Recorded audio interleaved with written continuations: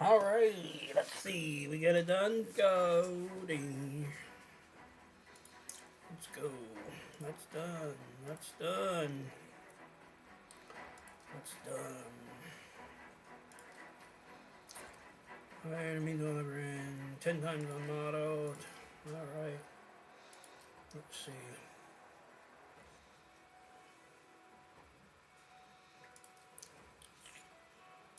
There you go. Market. Garbage day. Let's go see the scrapyard. Anything in the scrapyard? No, nothing in the scrapyard.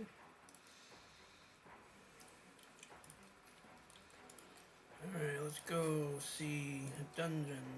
Minnow. 10 times. And we won't, we can put Kel in there because he already full, doesn't matter. I'm gonna want a lower, or should we go this guy? This guy apparently is gonna be super good reviver. But we already got a reviver this guy, reviver here. So we gotta do this 10 times. Let's go. Let's go. We're going, we're going.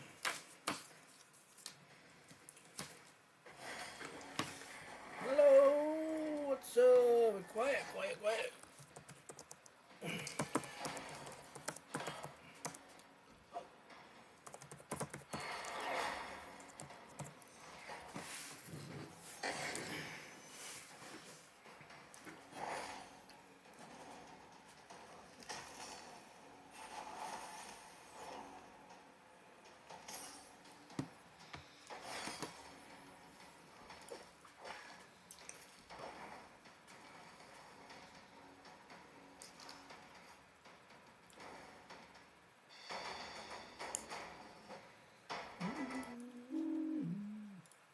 The arena has a cap, so every day you can only lose 12 battles.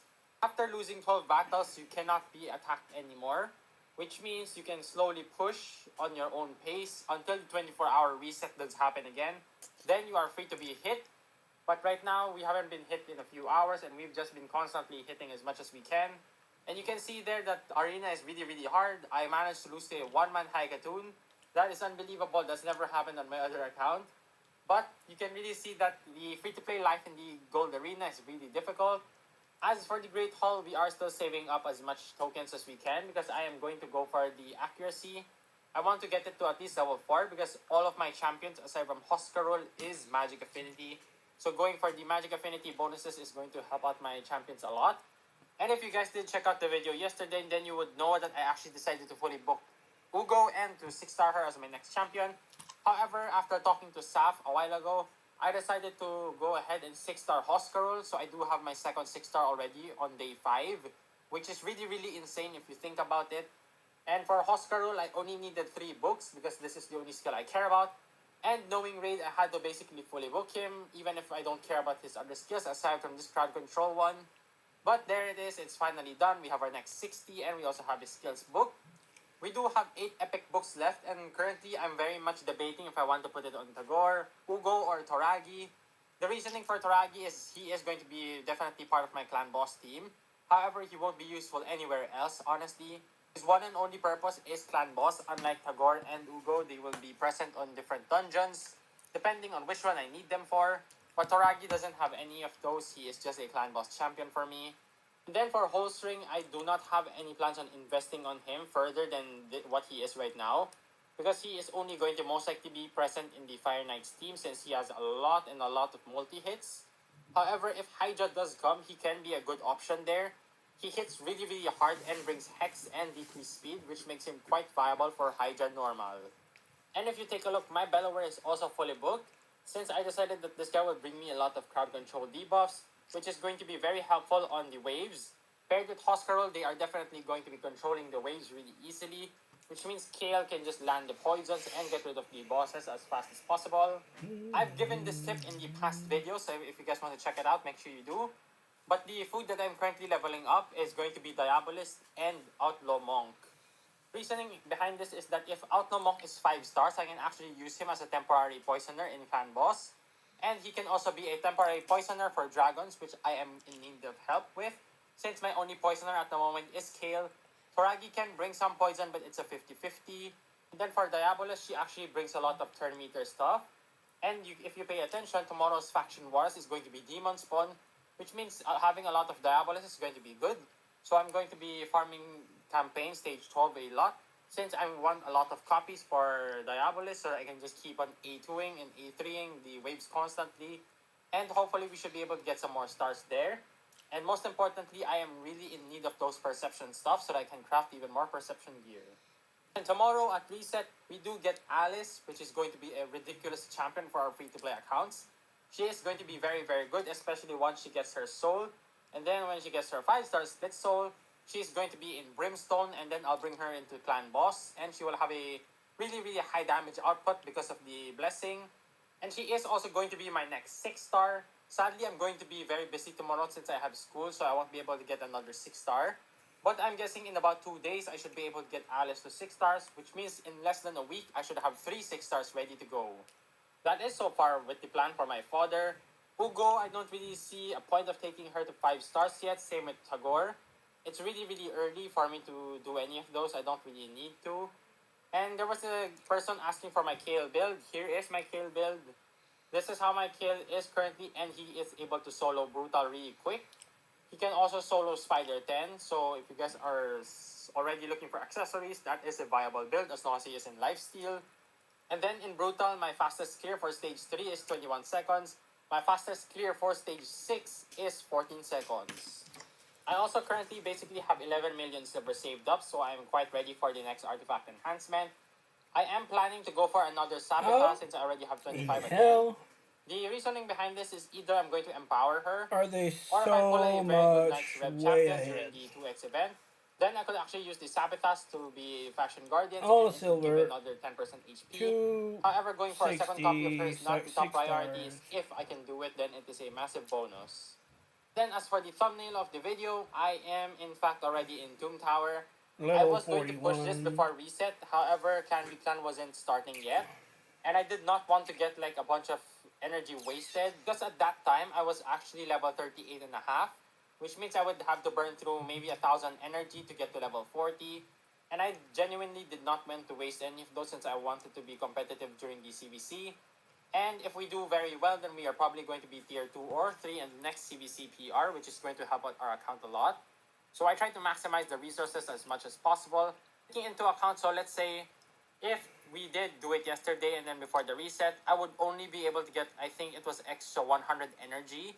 If I do beat the Nether Spider, the Nether Spider would only give me like 100,000 silver, which was genuinely not worth the energy to push. So I decided to weigh that in, and I decided to push to level 40 after the reset. Since Magma Dragon will actually give me 150 energy, which is much more worth it. And in a few hours, it should reset again. Then we should be able to get even more energy from it. And we are going to convert them all into food, of course. Then for the challenges, I have progressed a bit. I still need to summon a rare magic champion. And it's getting annoying since I don't have the luck to pull maybe a frozen banshee or an apothecary, which would be very, very nice for the account. As for the dungeons, we haven't been doing any of them yet. Artifacts, we have completed up to part 9 already. There are just these ones that I need to go back to K-Rock Castle to farm. Then for Arbiter missions, I haven't really been doing much. I'm waiting for my key. And then I'll ascend probably a champion later. This one will be obviously a waste of time, defeat 50 champions. This is going to be so difficult since I am in gold. Then the rest should be an easy breeze. None of these is actually difficult.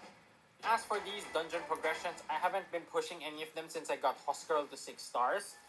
But my guess is once I do get the Outlaw Monk, I should be able to push a couple stages further in Dragons since I do have a lot more wave control, especially with the A2 being booked. It means I can CC the waves much better and I only need survivability. However, keeping this in mind, I might actually have 5-star Tagore since Tagore has an AoE revive. And just in case my champions do die, I can AoE revive everyone because I doubt my Ugo is going to be the last one alive. So I think my best bet is to maybe 5-star Tagore for now. For Minotaur, I haven't pushed anything yet. It's honestly, I don't think it's going to be difficult. I can probably push to stage 15 already with the roster. And these other dungeons don't really pose a challenge. The magic keep is annoying because it does take a lot of time if I can't rip off the shield. And then the same thing for Spirit Keep. You can already see it's getting annoying since I don't have a heal reduction. But these ones are not too big of a problem yet. I can worry about them later on. Void is probably the furthest one I pushed and then didn't really bother. The same thing with the Arcane. I should be pushing these soon, but not right now. I haven't tried Sand Devil yet. I'll probably get one shot. The same thing with Shogun. Haven't tried it yet. Fire Knight's still the same though, still at level 6. You guys have made it this far. I want you guys' help. Do you guys think I should be booking out Turagi, Ugo, or Tagore right now? Make sure you guys do comment down below your opinions and I'll be making sure that I read them all. We also did unlock the Forge Pass and I'm currently doing the challenges. Once I do claim the Arena token, I should be able to claim this, which means I have access to Slayer gear. And since we do have 5 days left, it means I have about 10 levels left, which means we will end up at level 12, which is just enough to get the rings. We also get the Slayer Epic and the rares, which is going to be very helpful for this account, of course, because the Slayer gear is going to be very, very nice. Apprentice Pass, I have completed it already. And if you guys are interested on learning my secret on how to push this many 6 stars this fast, make sure you guys do leave a comment down below and subscribe to the channel, because I'll most likely be making that video tomorrow or the next day, and I'm willing to share my secret on how I did it this quickly. Make sure you guys do leave a like and subscribe to the channel, and I'll see you guys in the next one.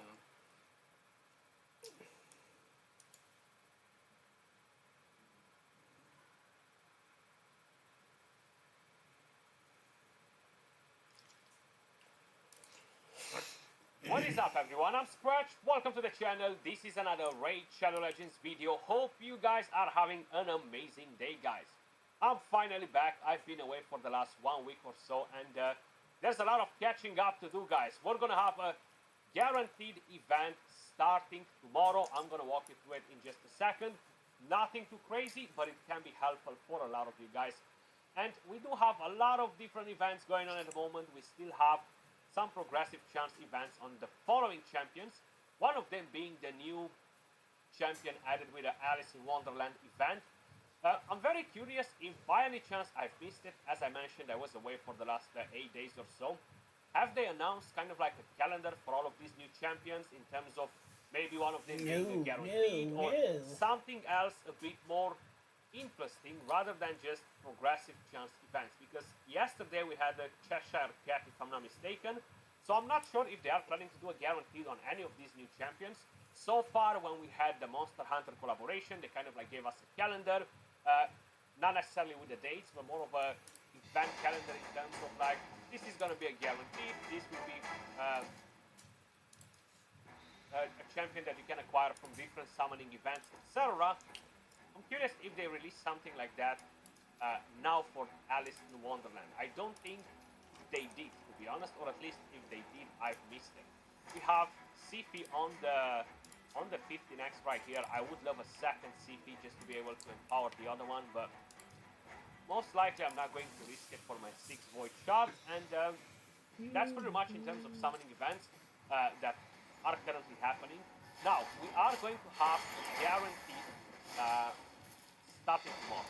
So this Thursday, January 16th, they're planning to launch a guaranteed champion event. Summon champions using ancient shards while the event is active, and you are guaranteed to get Firgan Isbale by your 40th ancient shard. 40. Correct me if I'm wrong, but I think we had this champion as a guaranteed quite a few times. Actually, I can't even remember her actually she's the dwarf. I was gonna say I can't remember her faction, but it's this one right here. Was she guaranteed before or she wasn't? Either way, this is another guaranteed for the Mikage fusion. To be honest with you guys, if you're going for the fusion and you might not have a lot of shards, but you think you need that you need this champion, basically, I would 100% go for guaranteed to try and get Mikage done. She's just such an amazing champion. Now at the same time, if this will basically stop you from completing the fusion, is a big question mark. What do you think it will improve your account more? How close you are to get Mikage if you are getting this guaranteed epic champion for the Mikage fusion, right? I do think that the current fusion is actually not bad at all.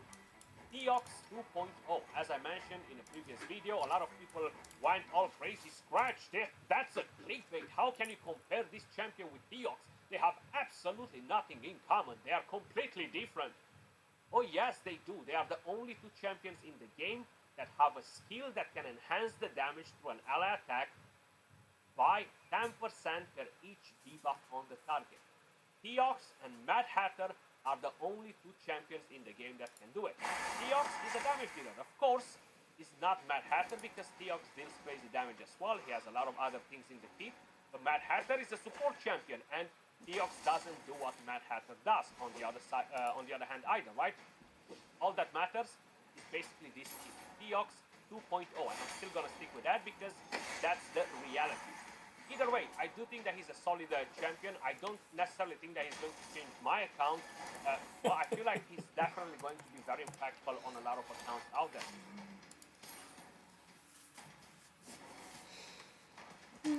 Especially early game, mid game, even end game accounts that are looking to enhance their damage in different content. The only thing that I don't really like about the champion is that he's not going to be that good for the Chimera, and that's mainly because the fear is going to be all over the place. You cannot control when it lands, so it's not going to be helpful for the trials. The Termiter is really nice on him. This skill is really good as well. And other than that, Hex sucks on the Chimera. It's pretty useless. It's just going to be like an extra debuff base. Oh, whoa, whoa, whoa.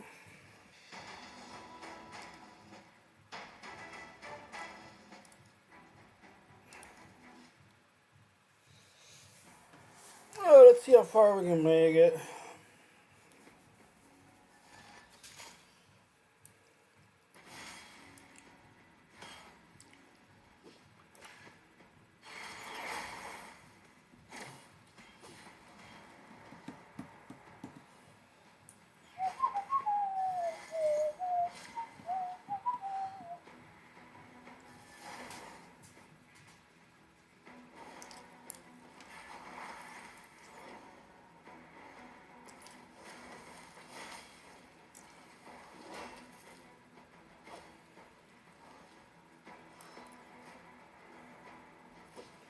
So you got revived and you got to block damage.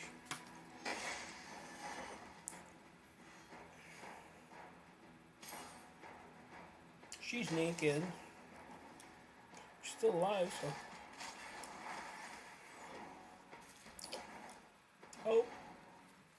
Not anymore. I might want to put some stuff on. Ugh.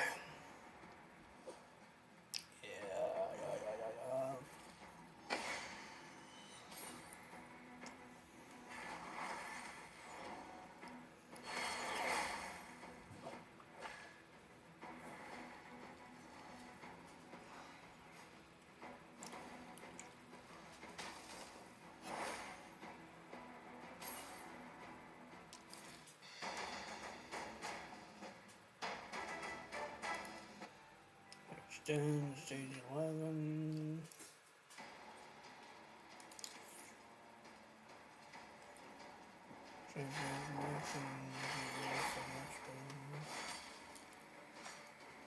Promote them swimming and swimming in the whale.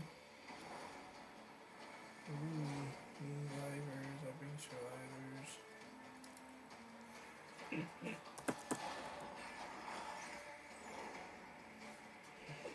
Bunny.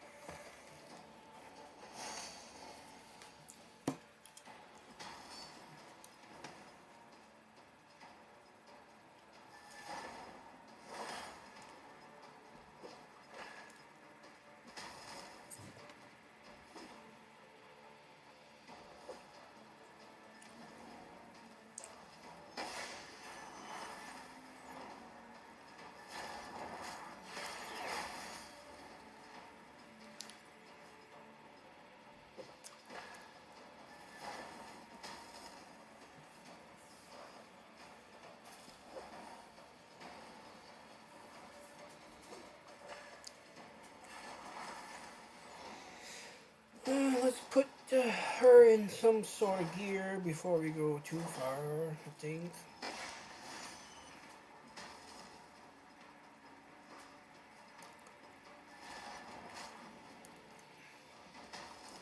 I mean, we probably have enough to do the quest right now.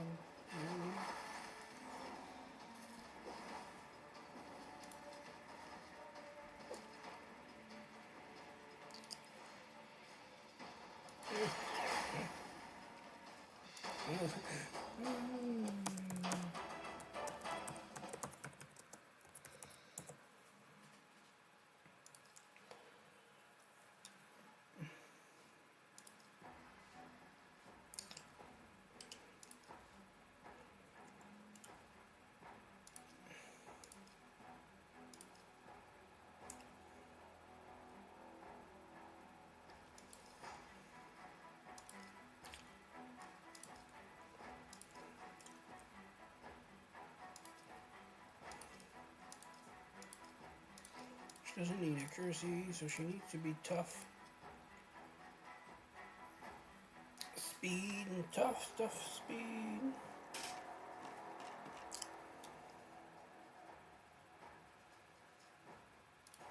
And speed boots probably the first thing you want to put in there.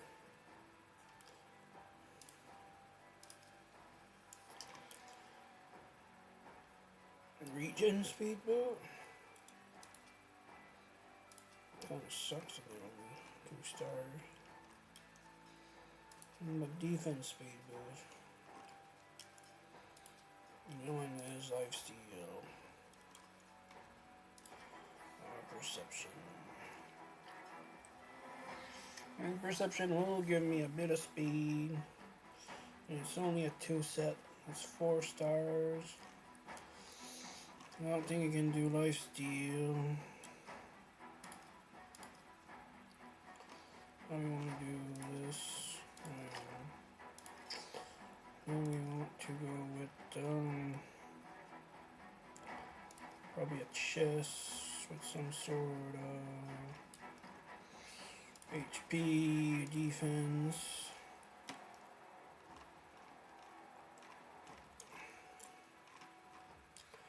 We have a 5-star defense, which would bring me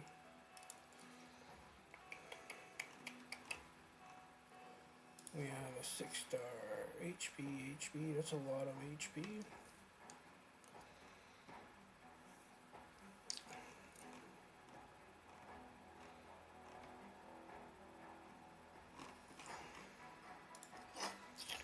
And then we want to have gloves with, I'm guessing we don't want to tag anything on. You have life steal.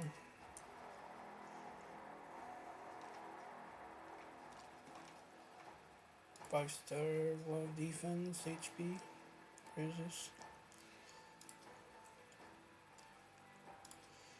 IDs. Alright. And after that we have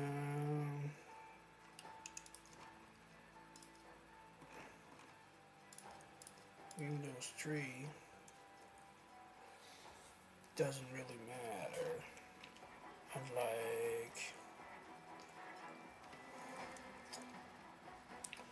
let's see if we have 6 stars. Nope. 5 stars.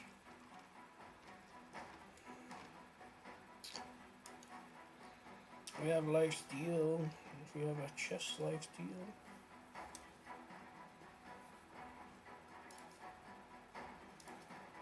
Resistance.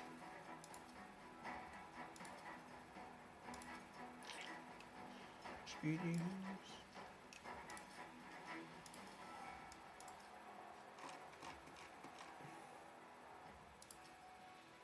Resist. Defense. Resist. Now we're looking at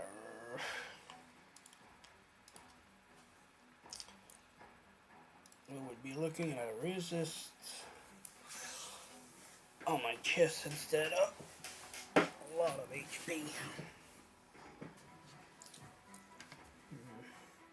just to get leech on the damage. If not, no, yeah, not much anymore. Would have been cool. Resilience, we only got 4 stars. We got what here? Not good. Bit of speed. Bit of speed. Not good. What's this? Not really good. HP defense, perfect. HP speed.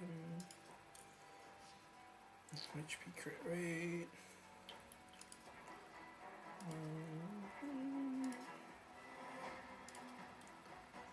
Speed and round.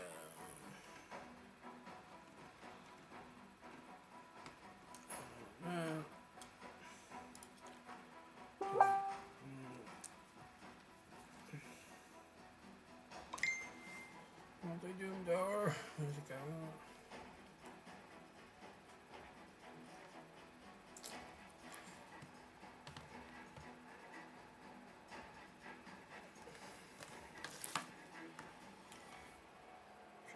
Shit. Can't say. Can't say so.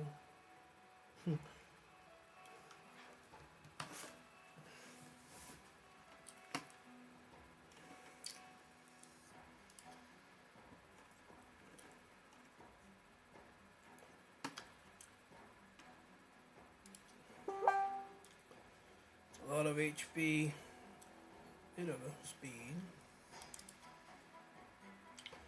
defense.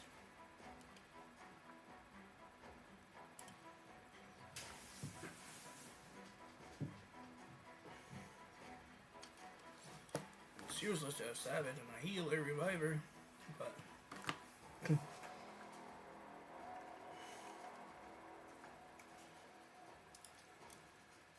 that's what I want right there.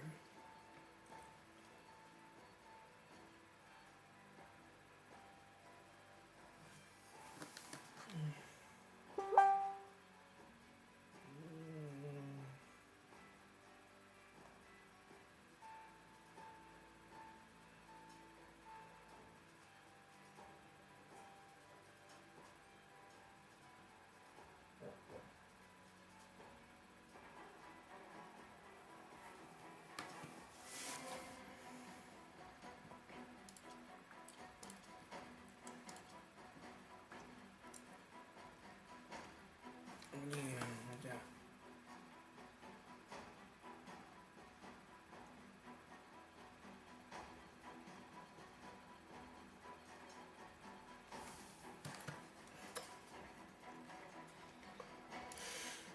I need speed, but percentage. I want defense.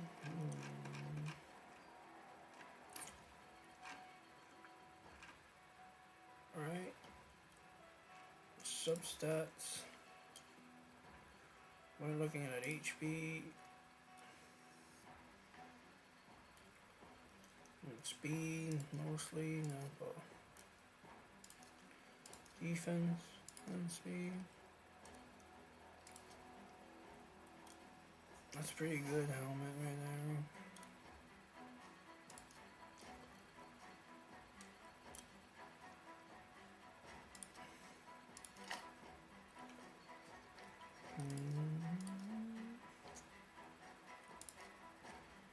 About HP. Speed.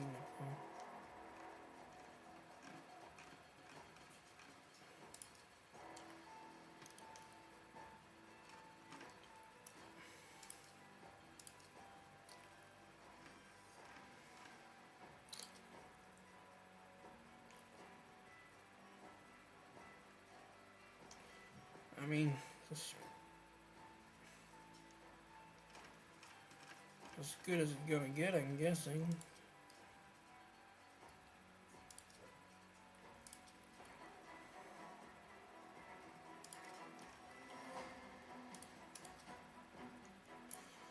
Double speedier, much faster. This has a lot of HP though. And this one got more speed. Survivability. Shield. Speed.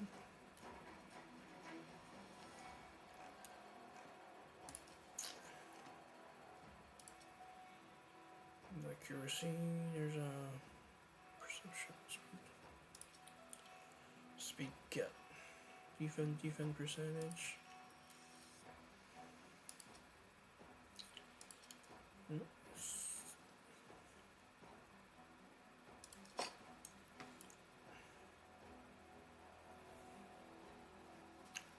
Winning speed. Pretty slow. I mean, my boots are not. That's as good as you're gonna get, I think, no?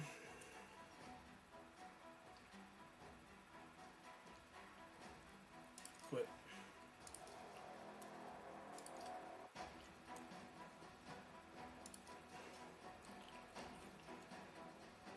Mission.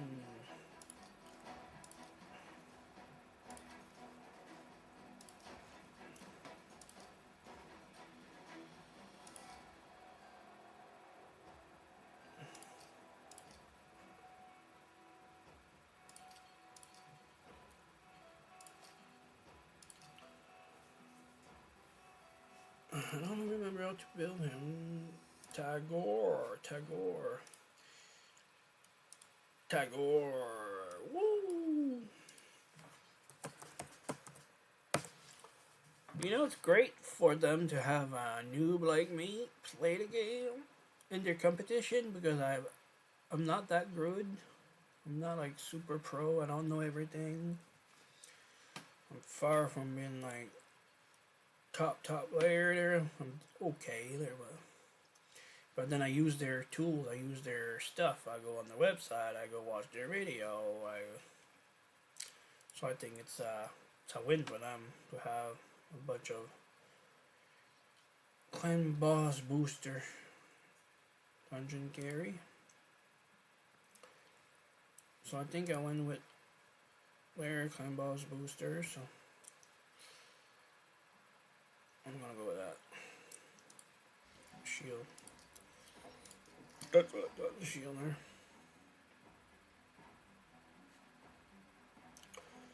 And then I gotta go with this.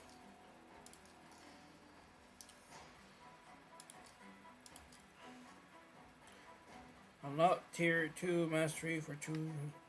Unlock 3.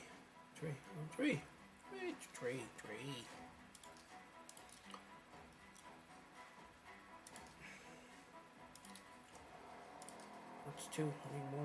I need more. I need more. More. Give it to me. More. Alright, let's see how far we can make it. We're at 12.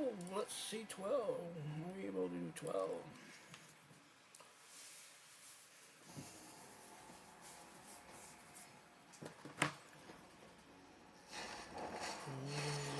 Bah. It's not bad.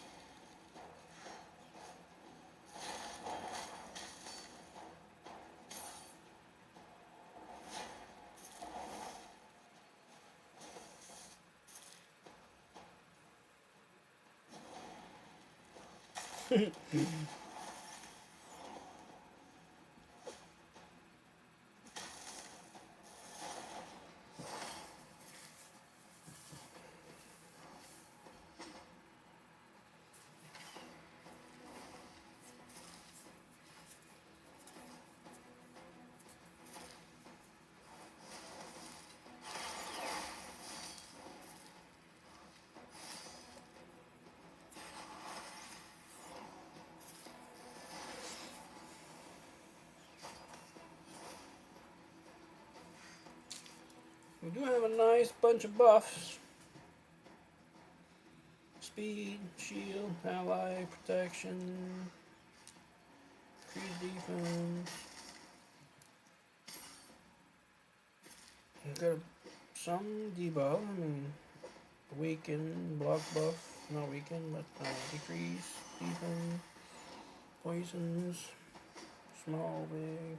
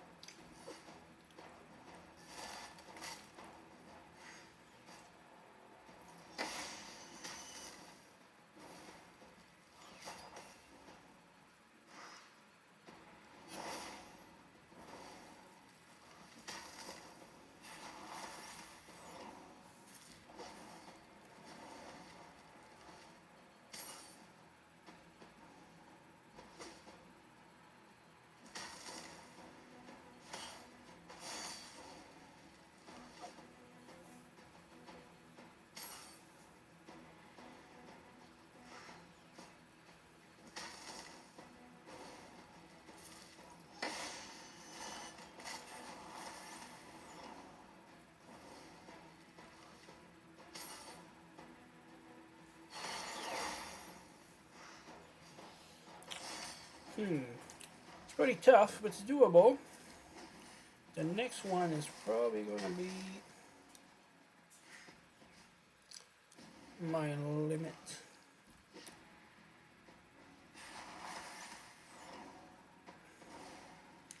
I mean, with all my reviver, will I survive? That's the question. That's the question.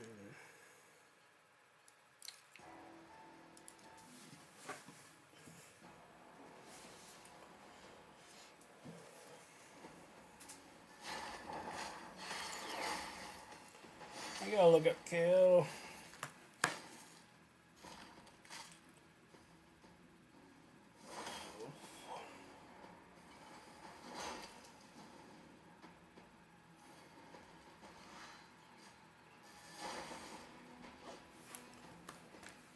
Je peux monter sa guilty, bro. He doesn't smack it now.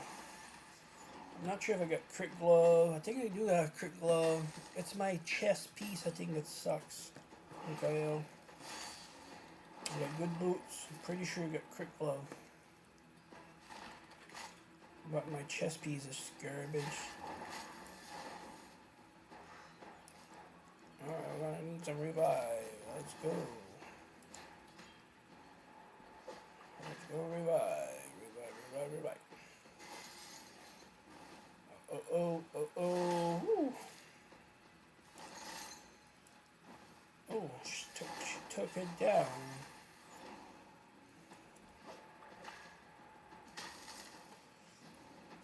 Alright, let's see if we can get those two.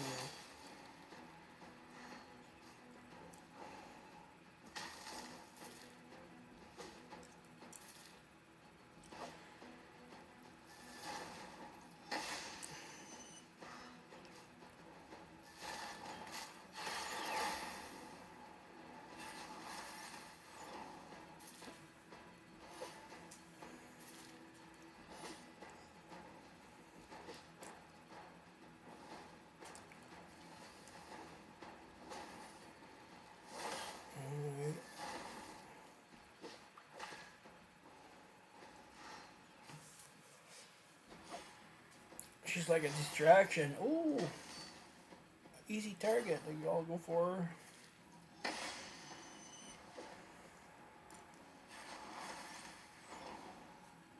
I think if we kill that, I should be okay. I should be able to take him out. Slowly, but surely. That's how she goes. Slowly, but surely.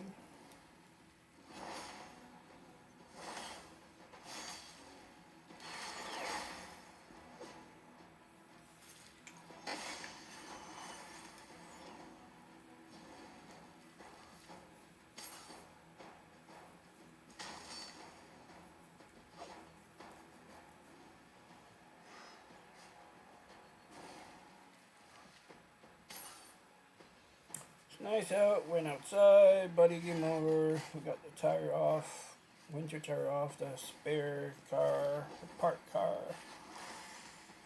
We thought the struts was going to be the same, they're not exactly the same, so no go. Then we went to go change the tires, we didn't have the lock nut, got this up here somewhere. So that one like that. I started the tractor in the quad. The feeder was frozen, so I had it running and running and running, install and run, install and run. Finally got over, like, oh, I touched it a bit, it was like, oh, it's gonna move. I pushed it and it just fucking seized wide open. Frig with that around. Finally got it to stop to whining all the way to, and then the cable won't come back. I don't know if the cable just froze inside. So that's kind of fucked for the winter now. I didn't put the tractor away yet, so I still gotta put the tractor away later.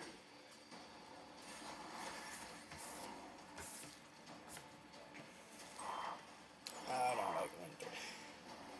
I gotta clean my garage up, set up a wood stove in there. And when I park my damn stuff in the winter, then I need to use them. I'm gonna start a fire in there. They're gonna warm up. Stuff will stop breaking all the time. Wave 2, let's go.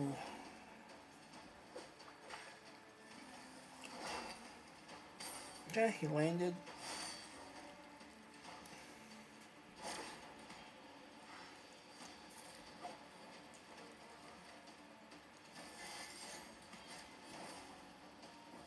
Yeah, that frog is weak. Weak ass frog. I tried to put a couple of better gear, but I mean, better gear doesn't run the road these days. I mean, Tagari's book, you should have a revive soon. Yeah, there we go.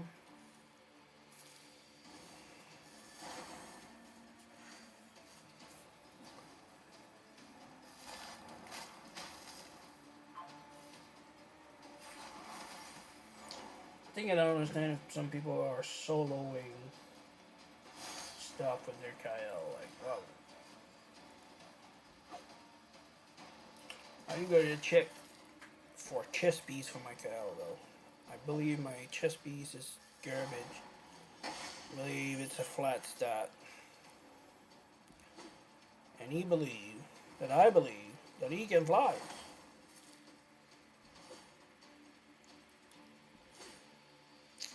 So that cow gotta stop smoking the good stuff there. Oh shit, show. Not gonna make this one. See? So let's see if he solos stuff. I don't think so. Doesn't heal enough. Well, stage 13 was the limit, boys. Well, yeah, she's naked. She's not naked, but yeah, my Kyle has flat. So we see it's garbage lifesteal. I need a better lifesteal.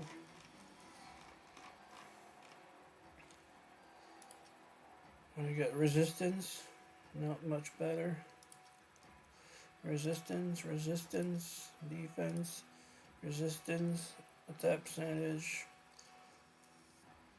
That's the best I got. I mean, HP percentage.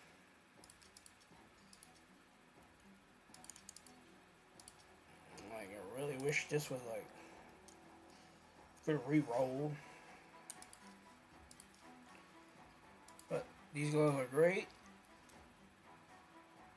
Boots are good. Chest is shit.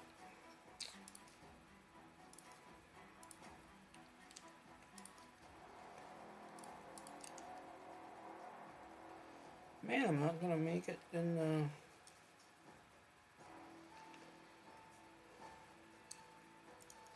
I need 3, like everybody's just splitting up.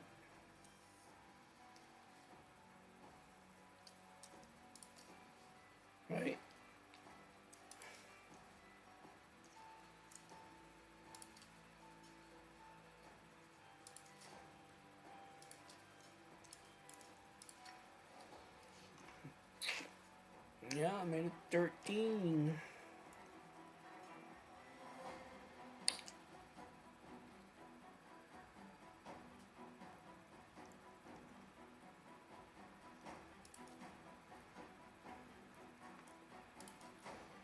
I'm gonna run like 5 of these. Be right back.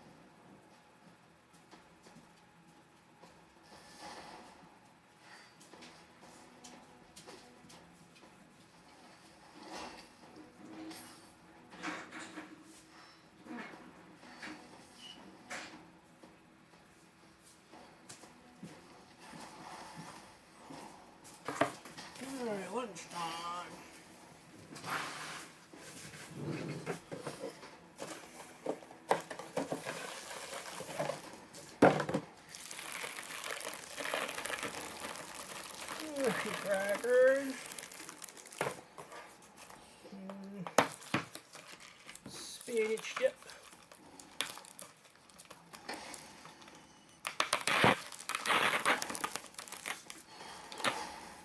Mushrooms.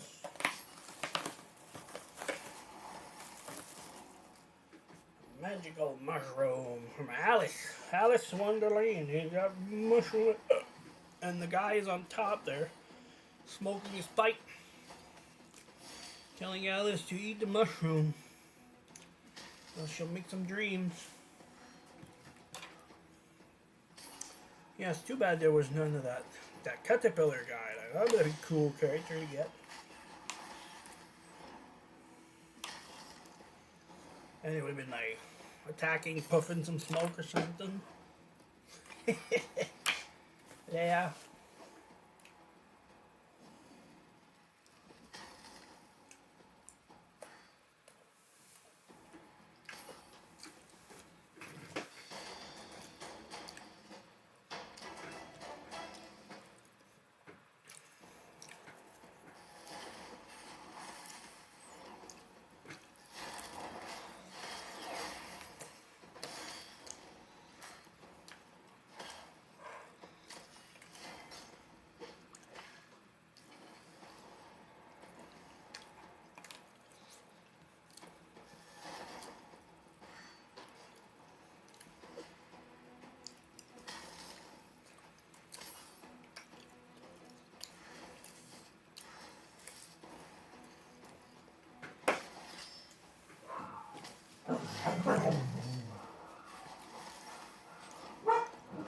We'll see.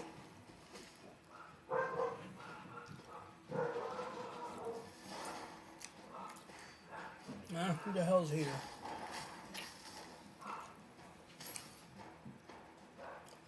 I don't have time for visitors.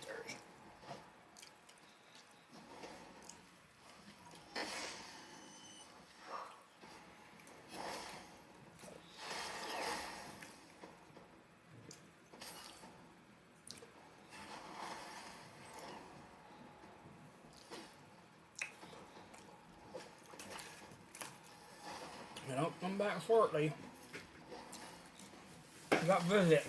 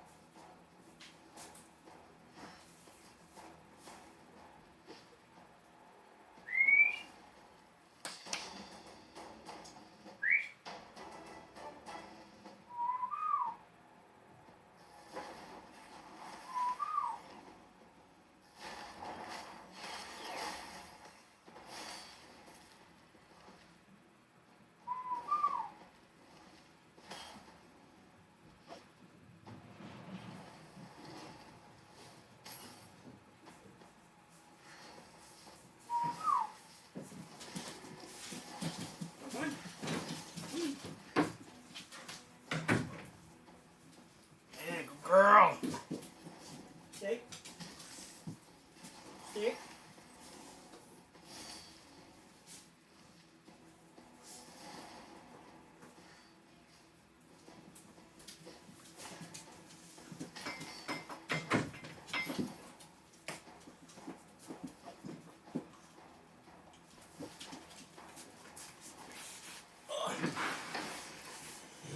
Oh, my oldest visit. Haul the dog in here and give him a treat. Lock him up in here.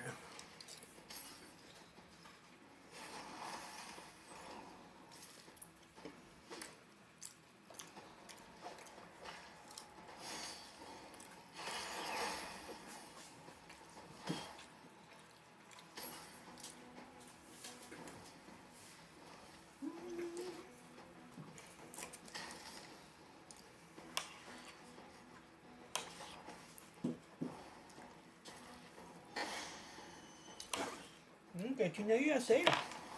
Let's see ya. Let's see ya.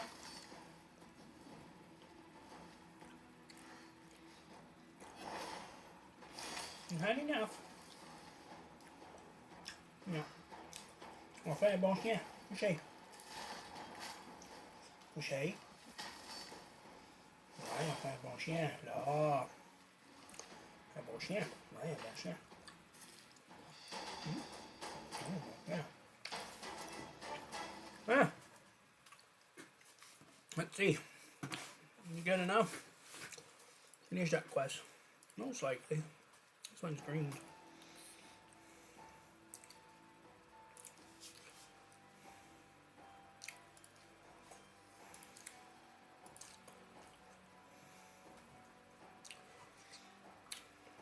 Oh yeah.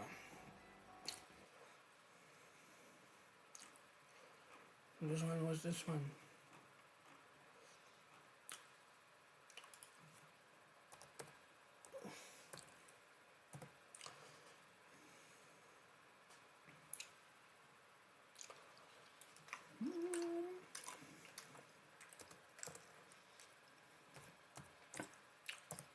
No.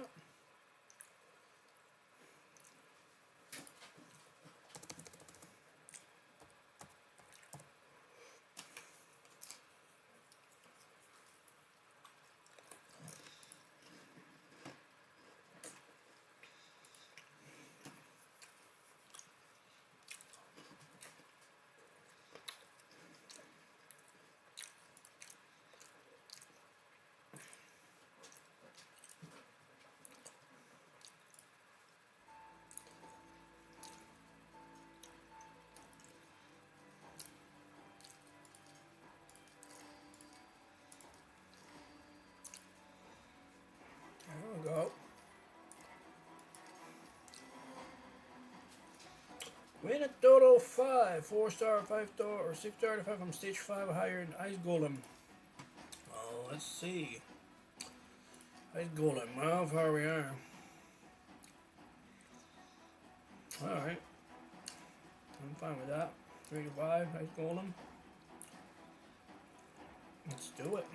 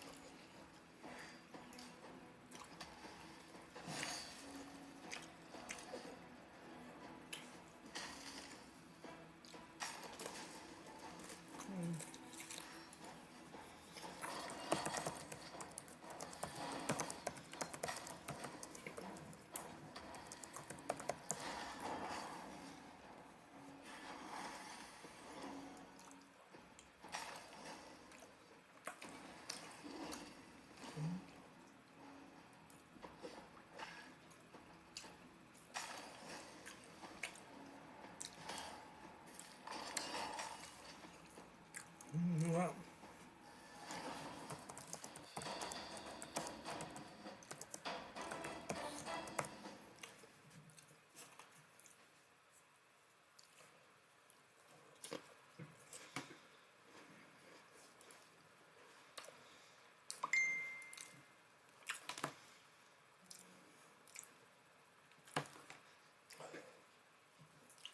you guys stink. Why do you two stink?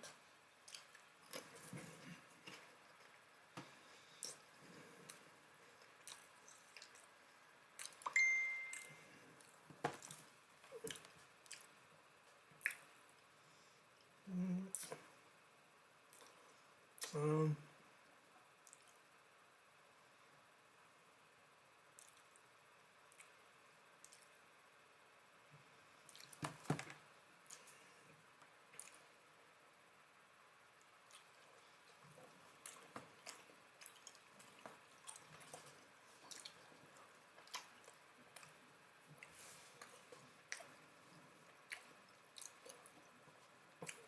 I'm gonna go one more stage.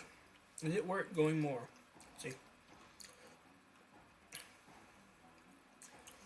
I have to reach stage 10 to go.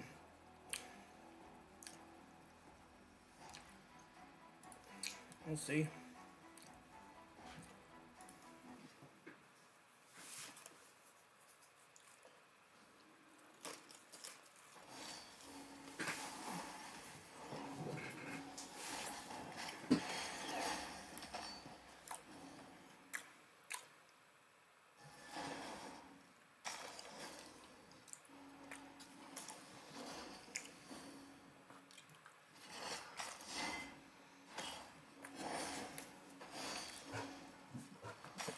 Alright.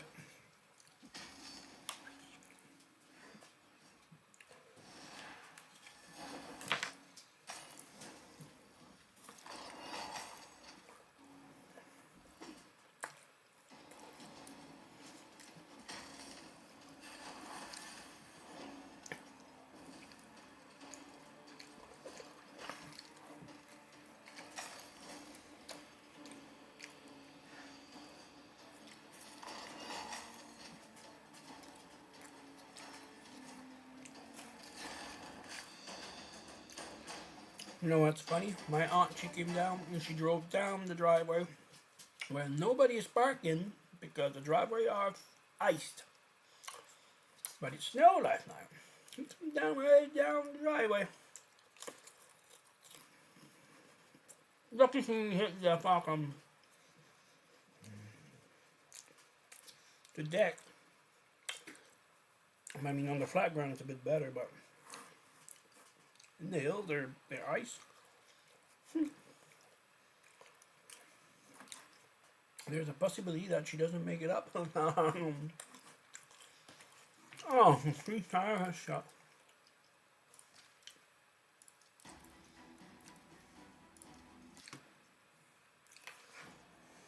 Yeah.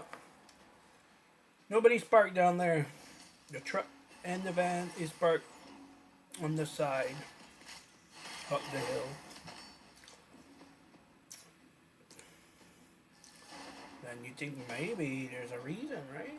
Maybe you know that it's been nothing but ice around. You drove down the alley, and it's an ice rink.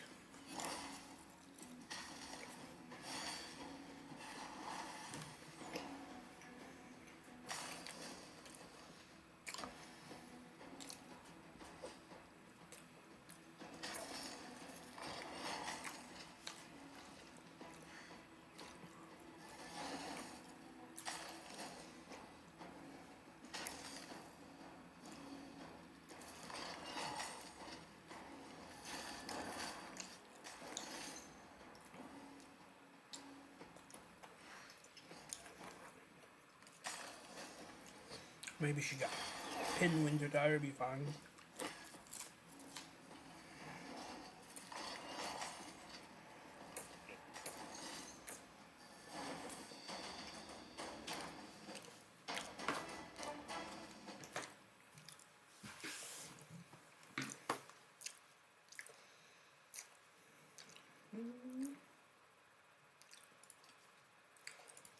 Let's go next one. I gotta get 5, I think. I think I got 2. I'm at 2 so far.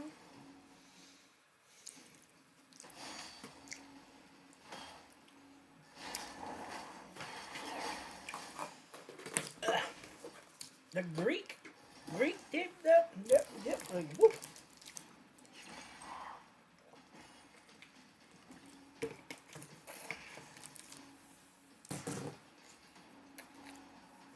Stay there, stay.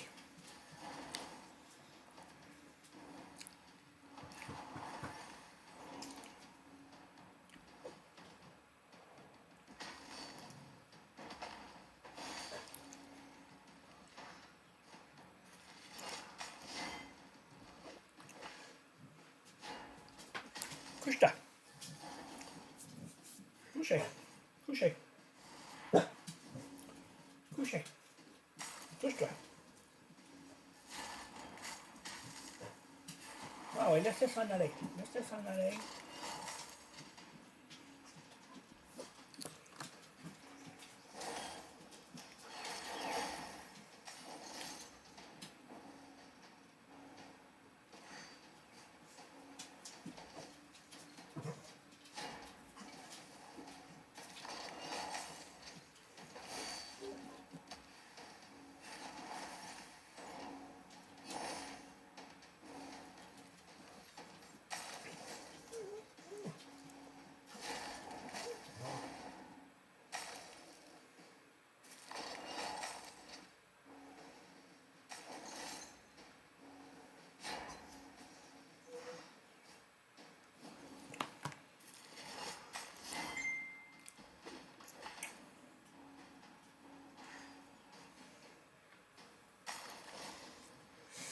Uh-oh.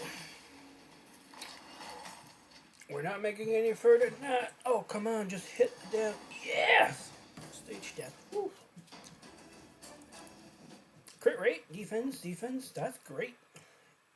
That's reasonable. That's reasonable. Alright, well, we're not going any further than that.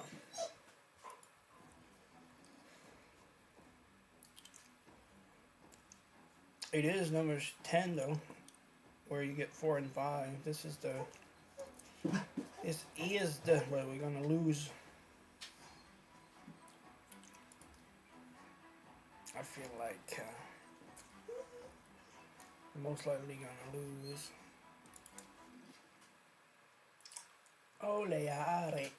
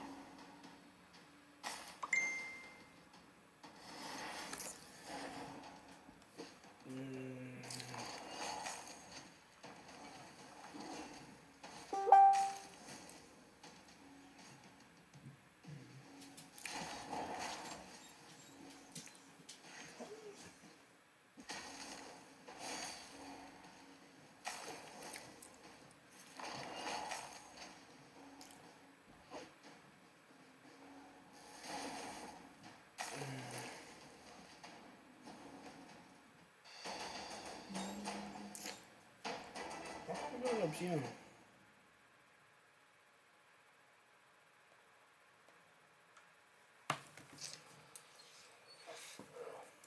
Might be close to getting that done. Market, let's see what's at the yard sale today. Nothing. I gotta give a quick look at the arena. 29, that should be doable. I don't know, looks like a trick. 21 doesn't revive. Alright, let's do that.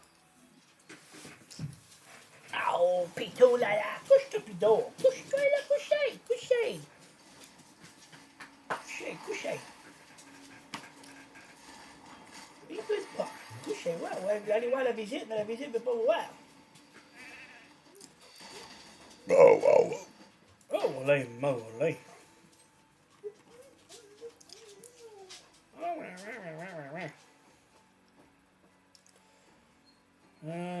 This one thing.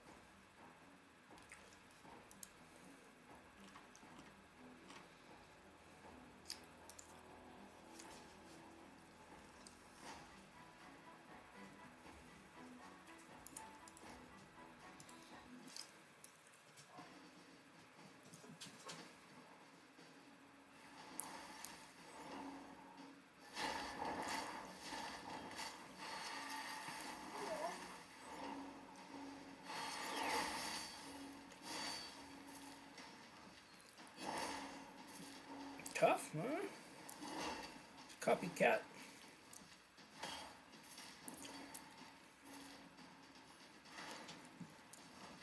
We're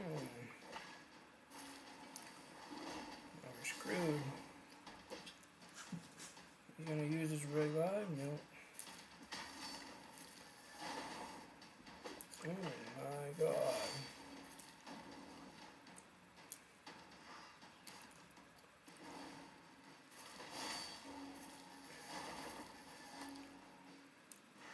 Close. Can I get to play? No. Oh, the the fuck was that?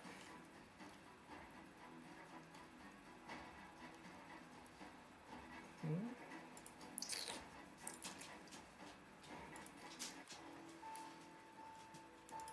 Mission.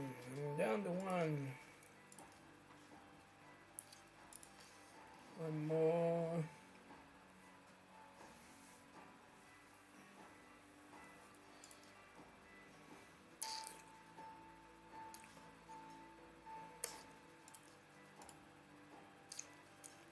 And below her offers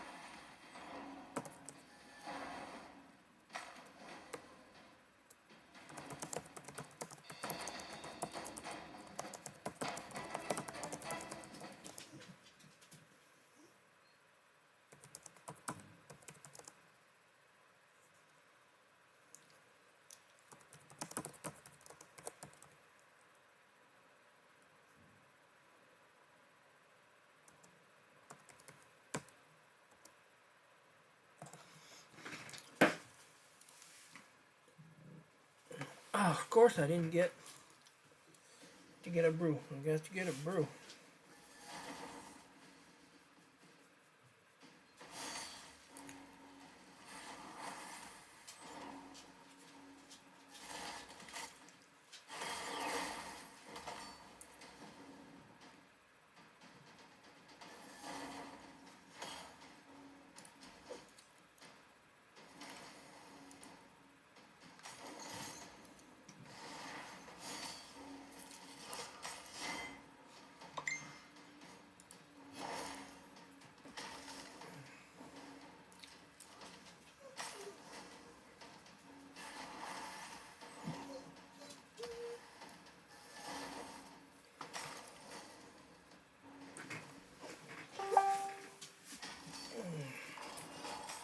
Stay. Stay. Stay. Stay. Stay.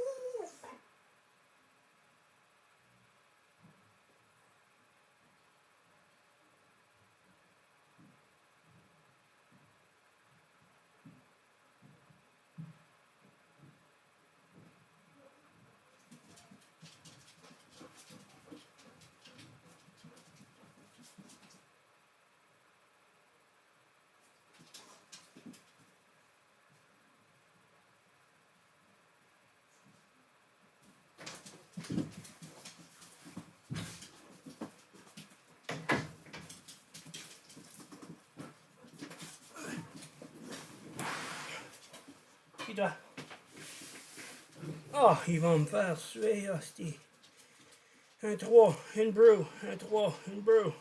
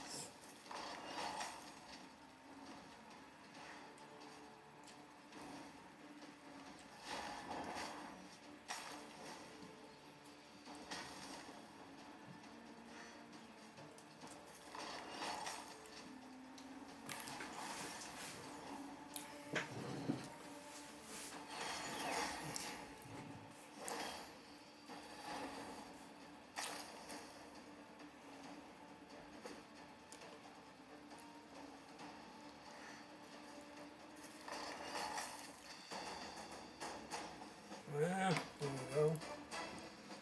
Oh, flat stat. Too bad. Look at all the percentage. Flat stat.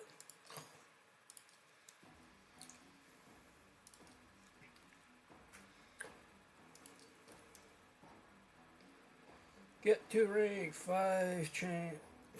Get 2 rank, 5 champions.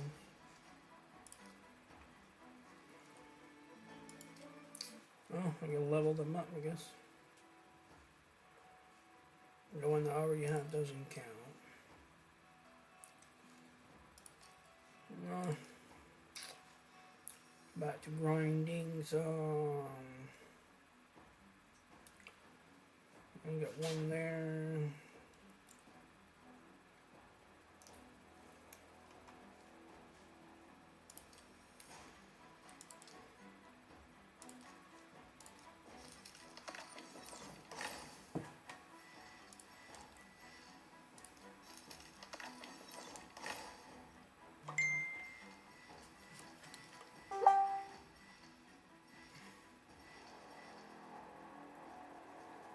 Good.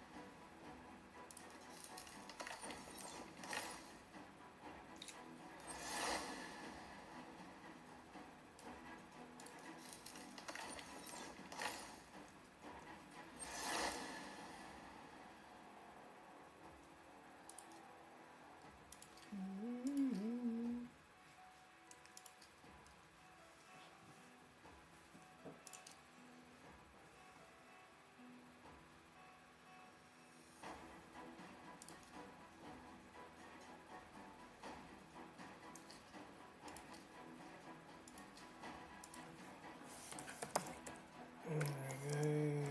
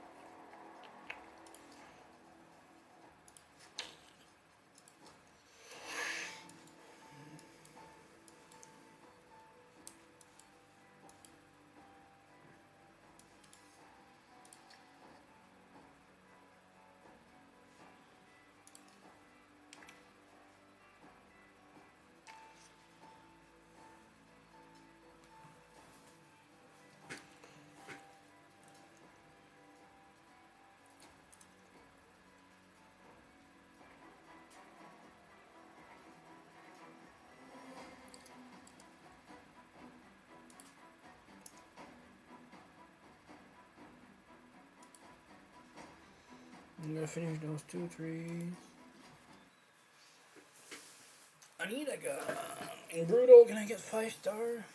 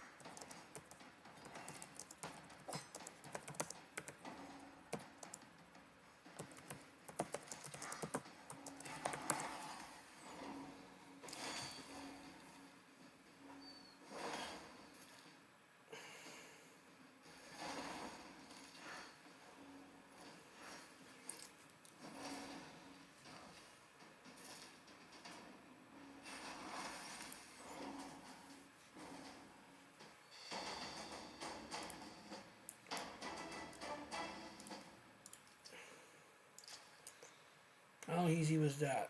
I didn't pay attention. Let's see.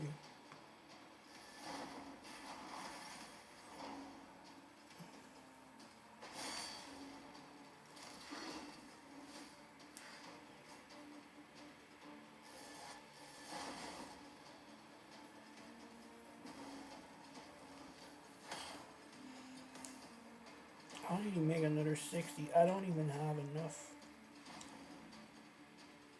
euros to eat to another. Crazy.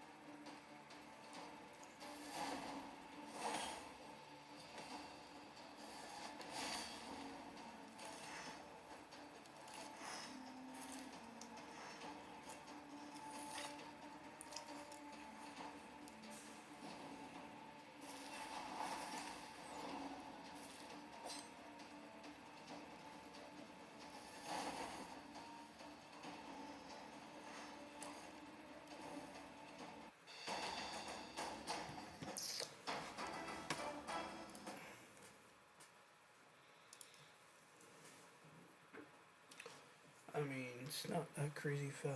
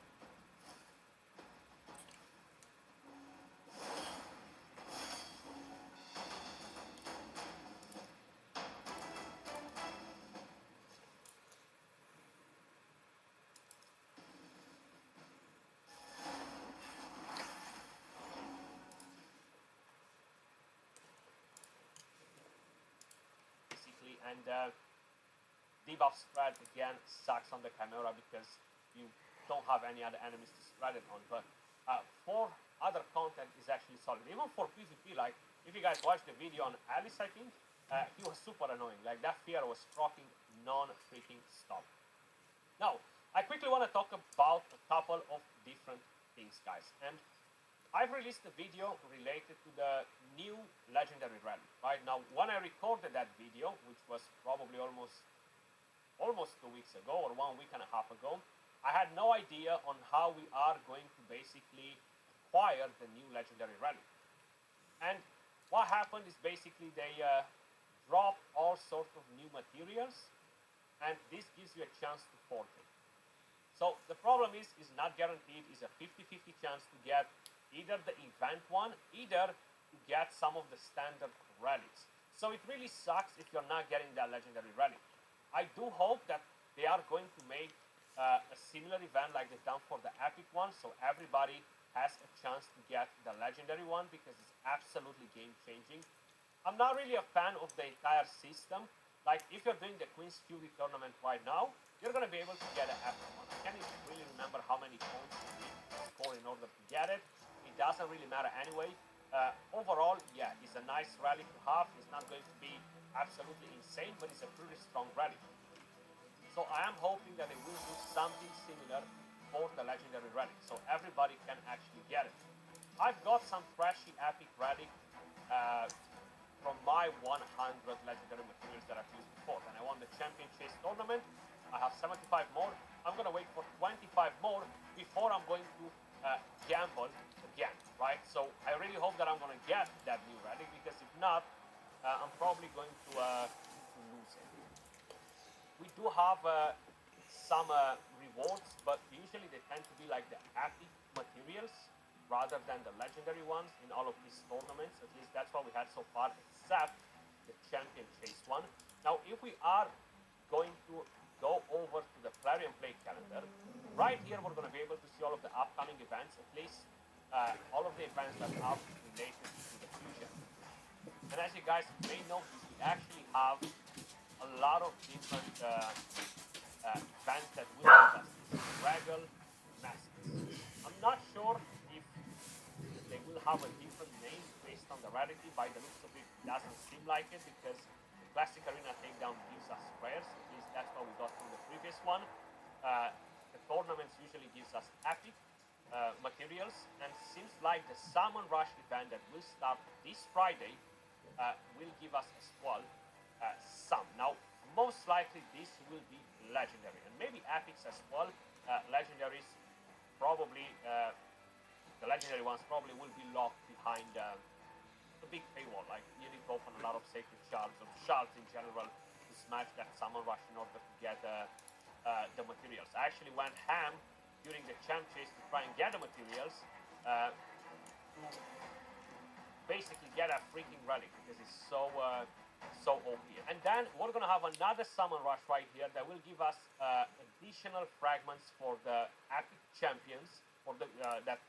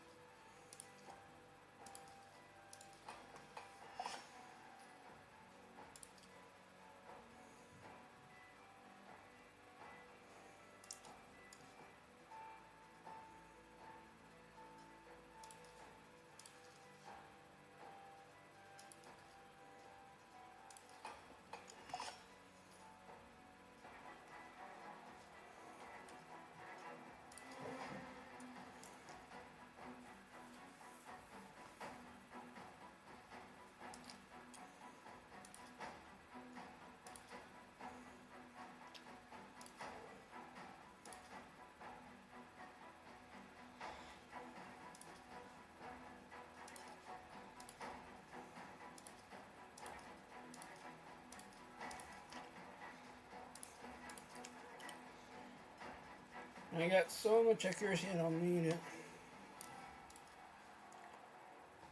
I should switch.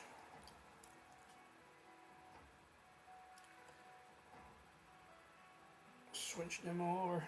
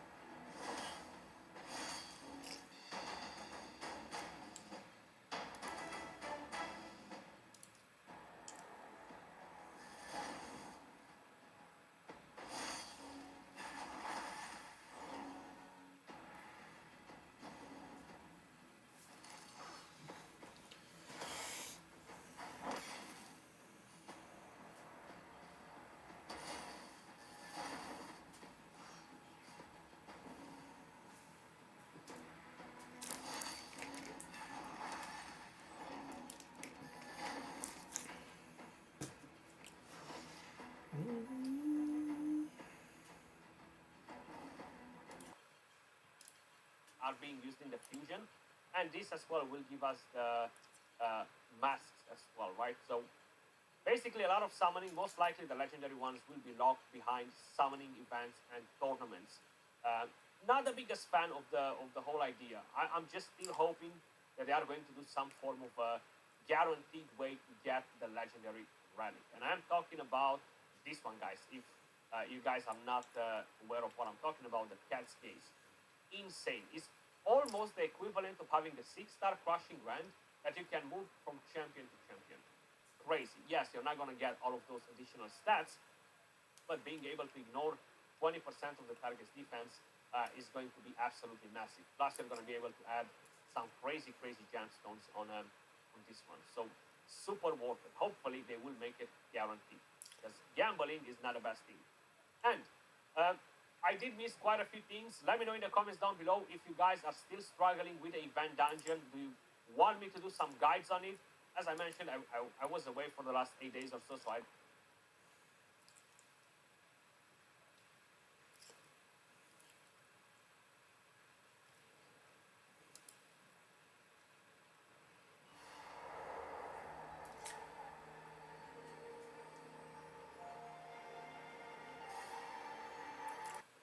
What's going on, guys? I'm YST and welcome to another Raid Shadow Legends video. And today, joined for the first time, we have got Brunt. How's it going, bro? Hey guys, it's going really well. Good to be finally on the channel doing a video with you. It's definitely been a fun content creator journey, and it's nice to see you back on YouTube as well. Yeah, it's definitely been a long overdue, to say the least. I've been watching your channel over on Twitch and all the streams over the past few years, and seeing you come over to YouTube, it's only right that we got a collab rocking and rolling. So I guess, how's your free-to-play journey been? Have you got any cool champions that you can share here? Make us jealous? I've got a few of them. I'm going to talk about one of them. My biggest pull has been a Fang Cleric, which honestly is not particularly exciting, but between several other pulls I've got, my Dark Elves are probably set for Faction Wars, probably all the way to like 18 or 20. It's been pretty good, but nothing particularly exciting. But I'll talk about at least one of them here, and that's kind of the fun part of free-to-play and what we're here to talk about with underrated epics and folks who might want to get creative with. Yeah, 100%, because, guys, we're never guaranteed the best epics like the Geomancers, the Venom Mages, and all the usual suspects. So some of the underrated epics / hidden gems we're going to mention today are definitely ones that we've got our eyes peeled on for this free-to-play series. In terms of, just while we're in this clan boss run, so we don't waste the key, whereabouts are you on clan boss on your account? I did almost 5 million on hard. Okay. So I'm Frozen Banshee has been a gem, but she's a rare. But that's probably been my best pull, which is both good and bad. Mm-hmm. So did you max out Frozen Banshee over Kale? Is that the direction you took? No, I built her to 50. I've got Kale at 60. I've got my clan boss team at 50. I should have my next 6-star within the next few hours. And it's definitely been the grind to get clan boss going well, because that's where you get your shards. That's where you get a lot of good rewards. Yeah. And then dungeon consistency helps from there. But obviously Kale to 60. I almost did Monkey to 60, but Kale's actually been a better campaign farmer at the moment for me. So. Yeah. So you went with some Wukong. Oh yeah. Yeah, I half regretted it, but at the same time, Allure is carrying me in Finite, so hopefully it plays to my advantage this time around. But yeah, man, it's been it's going to be interesting. I'm going to probably focus a little on Arena, because I think that the Great Hall is going to be a huge advantage, because when you're going to be limited with what kind of gear you've got and whatever else, the ability to farm something else that costs no energy, that helps every single champion on your account, I think is going to be absolutely huge as well. So eventually probably going to be him and Alice with 2 support champions in my arena, and then Kale can kind of focus more on clan boss and campaign stuff. Yeah. But for me, I actually decided...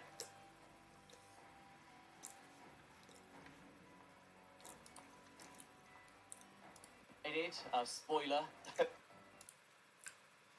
Laggy.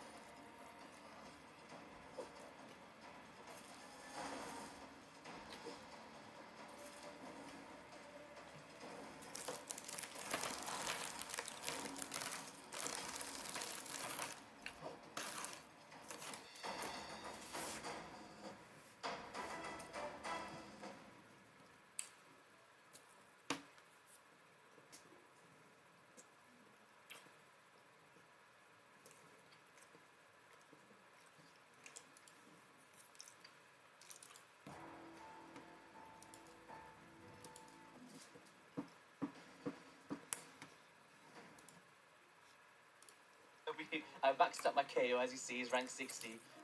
Last night I was just fed up of farming the hard campaign, and I didn't have the gear to do 12 free on brutal with a 5-star. I was like, I know that Alice is coming, but at the same time, you know, the potions are a thing, and then we're not gonna have a full all the legendary skill terms to optimize all the gear. So I guess I've got time to rank up Alice next, hopefully, because we'll just go for a support champion. We're gonna get to 4 million. We're doing it for the leaderboards. Yeah. It's always fun when they you think they're about to die, and then not quite. Maybe we can last another round or two. Oh, there we go. 4 million. Yes. We did. Oh, it's really normal. I'm getting hyped for no reason. I'm supposed to be doing. But I guess it's a 1-key normal. That's cool. Yeah, there you go. Perfect. All right, guys. I apologize. Let's get into the video. Hidden gems, underrated epics, bronze.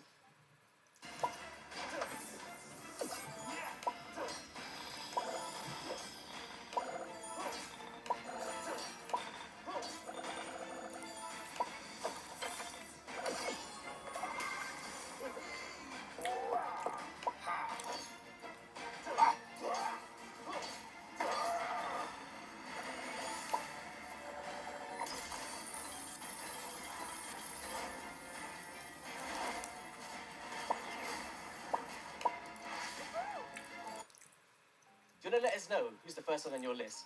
Let's do it. All right, and my list is not in any particular order, but we'll start off with one of the underrated epics that I pulled on my account, and that is Spider. Ooh. Dark Elves. Oh, okay. I like this one. And he is not a overpowered epic by any stretch of the imagination, but that A3 is very, very juicy early on. Decreased defense and weaken takes a decent amount of books, but once you book that up, the weaken's not 100%, but 70%, I think it is. And yeah, 75% or something.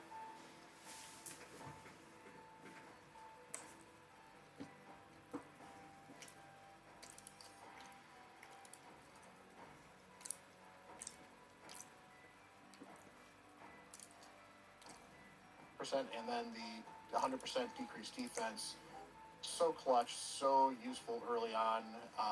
5-turn cooldown could be better, but you also got another AoE that's a decreased attack. Yes, it's a lower level decreased attack, but if I had to bring him into almost any content, he's going to be increasing what I'm doing by keeping my team alive and helping me do more damage. And that aura is just really, really good early on as well. 25% is a huge aura for early game. Yeah, it's crazy how much of an impact these auras actually really make in the early stages. For example, even with my Tagore, like having the difference of a 15% HP aura on KO and then a 25% aura, it's just like night and day. So 25% in dungeons, that's pretty wild for an epic for sure. And by the way, guys, I should have mentioned at the start, make sure you head over to Bronze channel straight after this and subscribe to him as well. We're going to be doing a part 2 to this, and we're going to be going over some Calambos fundamentals, which should be exciting. So okay, in terms of my first epic here, it's one that I pulled. Do you know what? Let's go into the champion section here, because I've actually got him, and it's both the Rancid. Loving this dude. Do you know what? Some epics just go fully under the radar, and I think he's one of them for sure. So basically, what it comes down to is an A1 heal reduction, whether that be for Amius, the Finite, or the Never Spider. It's just nice having it on a default skill. It's the combination of increased accuracy into decreased accuracy, kind of increasing the stats of the stats you need to resist. We've got a buff extender on a 3-turn cooldown, as well as a buff remover or debuff remover from allies with a heal. And then for Dragon, we've actually got a poison, decreased damage by 50%. I think this guy is amazing. I know he was a fusion epic, I think, 1 or 2 fusions ago. What a garbage. But yeah, he's. I've seen him used for Amius. I've seen him used in a couple of other cases too. He's pretty good. I haven't built one yet on my game, but I actually have flagged one aside to be built because I think I think he'll be useful in the end game. But yeah, early on, I think he'd be kind of a fun champion to get to. Yeah, I think for me, like trying to reach the stats with the increased accuracy is just massive at this stage of the game, and if you got like an accuracy aura, like I do with Mad Hatter, and then increased accuracy on top of that, it's going to allow me to reach certain stages that I was struggling to get the stats with. So, yeah man, I thought he's definitely worth a mention for this one. So alright, who we got next here? All right, so we're gonna head into Banner Lords here for discard the Sigiled. Ooh, he nearly went on my list. So I'm happy that you went with this one. So, yeah. Awesome, yeah. He has got, it's not 100%, but a 75% AoE provoke that he's got there. He is very, very good. He's a defense-based champion, so he's already fairly tanky as well. The shield, you know, is pretty much max HP, discouraged which is a little about annoying so for a far. defense-based champion, but he's already going to be kind of tanky as well. That's all I got. That's all I got. Too. That does a lot of damage. Look at that. And, you know, Oh my God. Damage, that can hit fairly hard. And then he's got increased defense and increased accuracy. So I pull 21 blue shard, nothing but blues. I can't tell you how often that increased attack helps you in doing damage. That increased defense. The only good one here is Frozen Banshee. Got a fun passive, so he gets turns back again when you've got provokes out there as well. And then he's got the A1 decrease attack. So he is a good defender and tank that can do some damage for you, and has been very critical in a lot of the faction war schemes I've built. Nasty. He'd be very, very valuable, especially for early Hydra too, when you're struggling to get. I was expecting at least one that I've been meaning to max up on my main account. Never actually got around to fully investing in it, but like we mentioned with the Dawncaller Sabathur, the epic that's in the fusion right now, there's only whoa. It's a bummer for sure. Let's see. Garbage. I need all the drawers.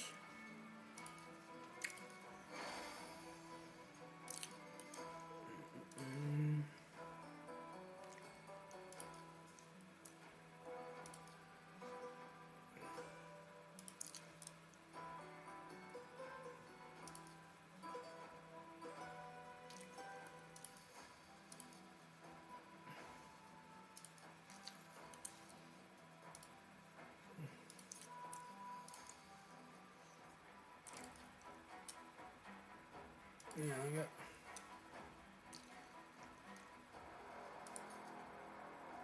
This one should be logged and that one should be free.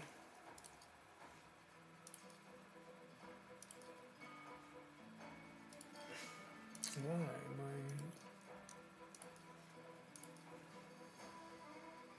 I? Oh, it's right there. Duh. 1, 2. I got 2.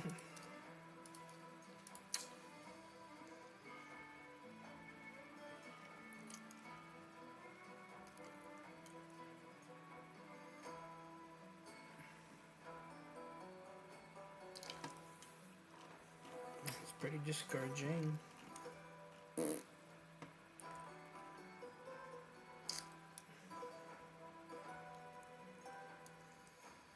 Sort of using. Alright, I gotta build a bunch of.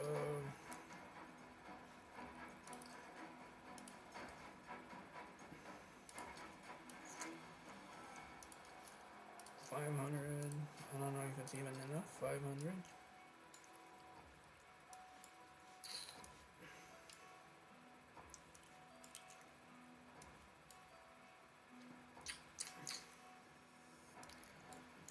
I gotta know if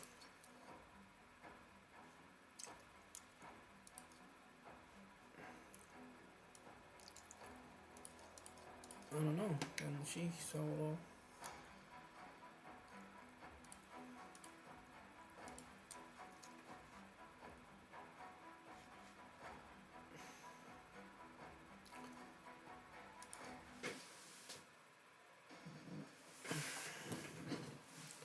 Really hope so.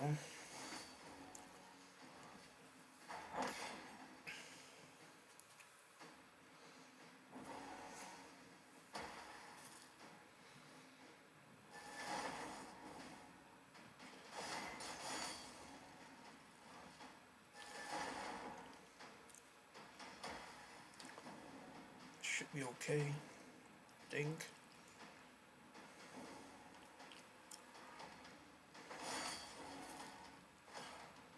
So,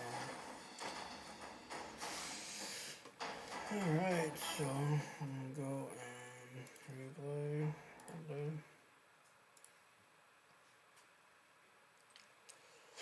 We're gonna let this run for a while until we get 3:30, which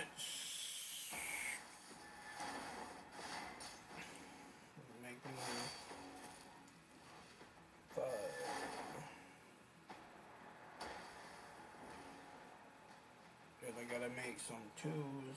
I gotta grind some twos after that. This dozen of twos. Unbelievable, I pulled all my shards, and I mean the next event was a guaranteed for 40 shard. I only had 17 left. So it's like no chance of getting that done. And I need food. I need heroes. I have no, but nothing. My roaster is empty. I got like 10.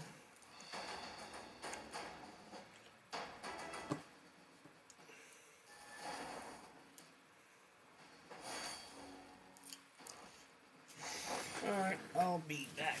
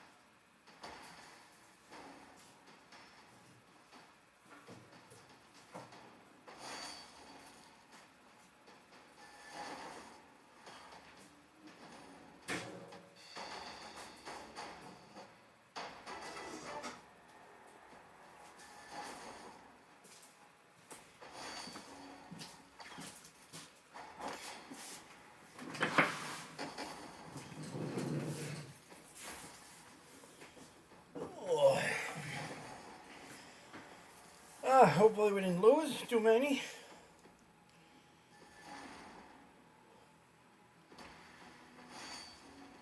Ay, ay, ay, ay, ay, ay.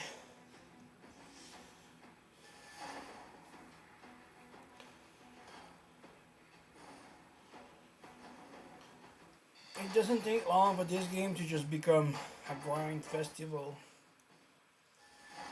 which is a bit sad. Really good game. You get real addicted real quick. You could be, and then all this energy restriction is really, well, it really wants you to buy energy, right? Like in my main account, that's mainly what I'll buy gym, monthly gym pack, so I can have energy when event comes around, so I can grind the events. Or else you'll never have any energy for any event, any fusion, anything. You barely have energy to just do the quests.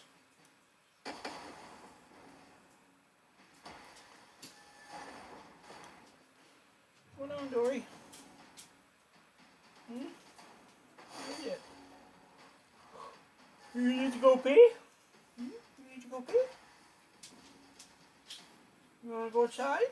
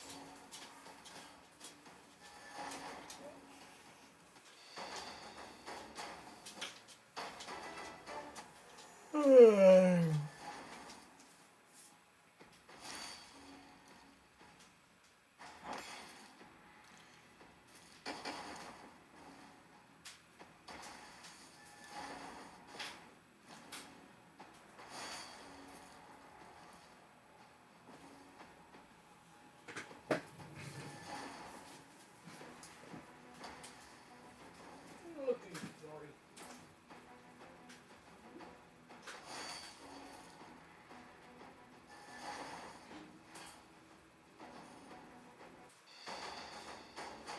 You smell the steak? Is that what it is? Cooking some steak on the wood stove. She's like, oh, it smells good around here.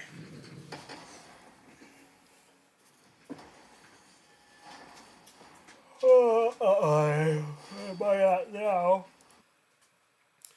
26.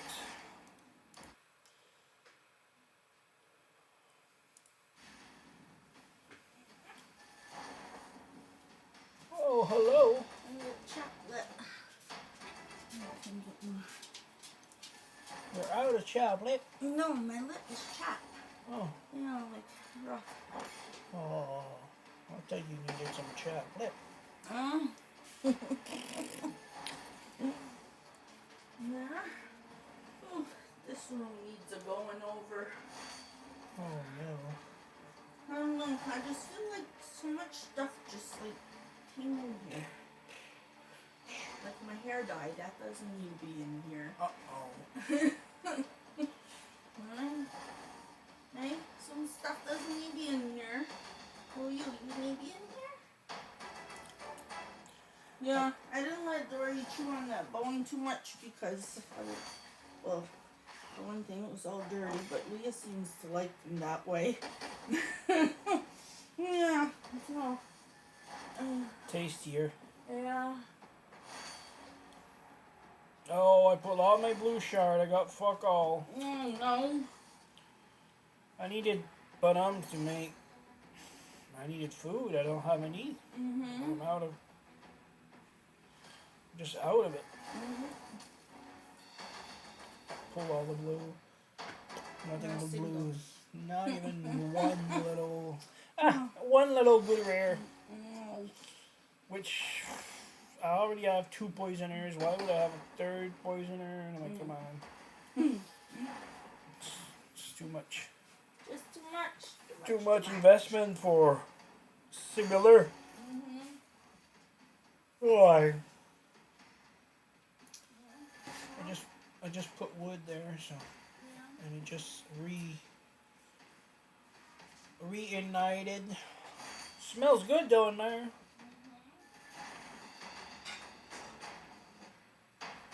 We should move it around a little bit so the stuff on top goes.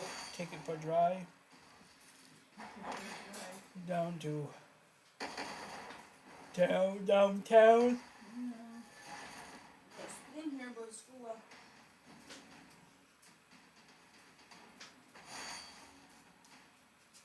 Maybe there's water in the bathroom to wash it up.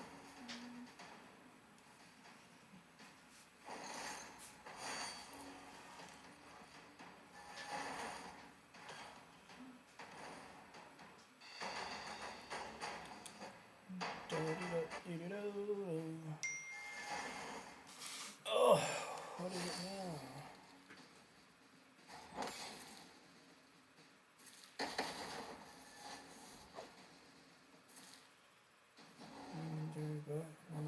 Change. Car, put dirt on. Ah, okay.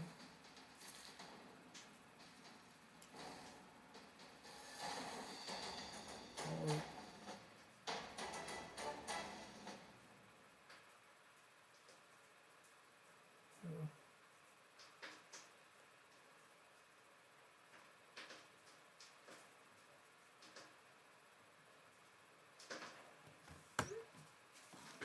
Oh, I got War Maiden. Look at Papa. Holy smokes. Best food in the game right there.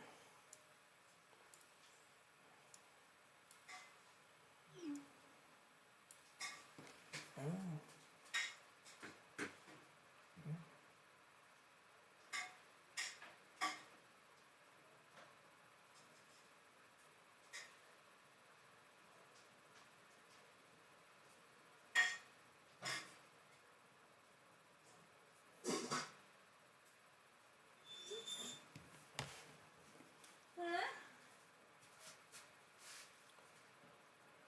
I move like the stuff from the bottom up to the top further, stuff on top to the Look what I just pulled.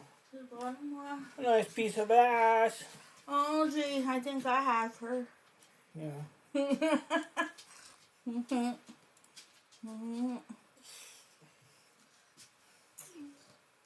So you got the tire change, winter. Okay. Did that all by himself. It's been out here.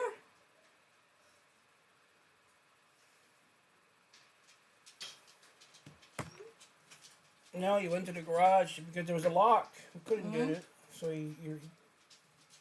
the garage just kind of drilled them and cut them and scrapped those. He brought some from the nut that was here, the other car here. Took 4 from this other car. So now it doesn't have any lock. Okay. I think, now that I think about it, the van never did, but I don't know if they put some when they changed my tires at the garage the last time, my winter ones. Because I know there's one on the back tire for sure that's different.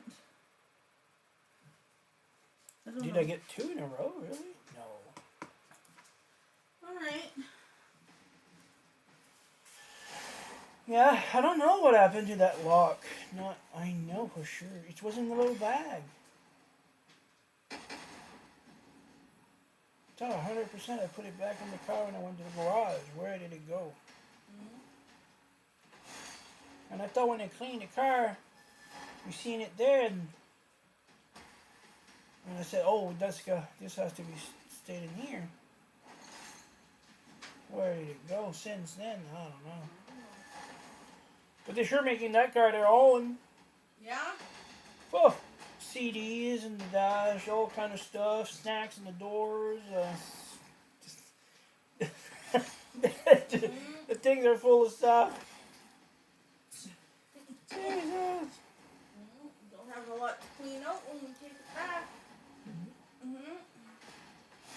Alrighty. Dessert.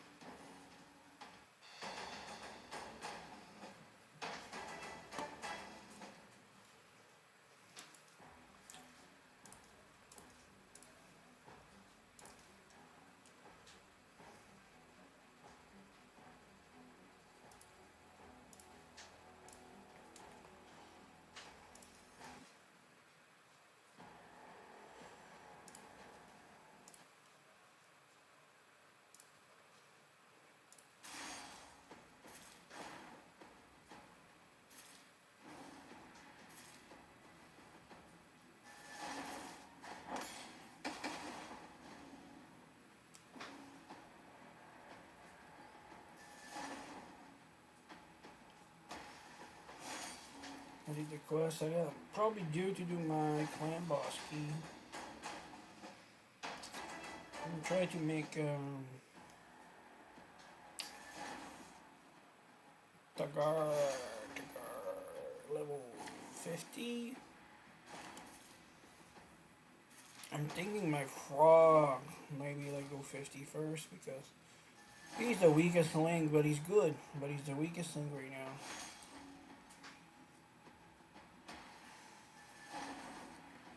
Tagar got decent gear on him, but he doesn't need that kind of gear. So a little messed up.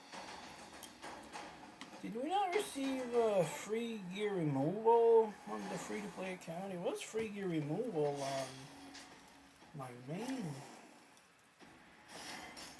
isn't it?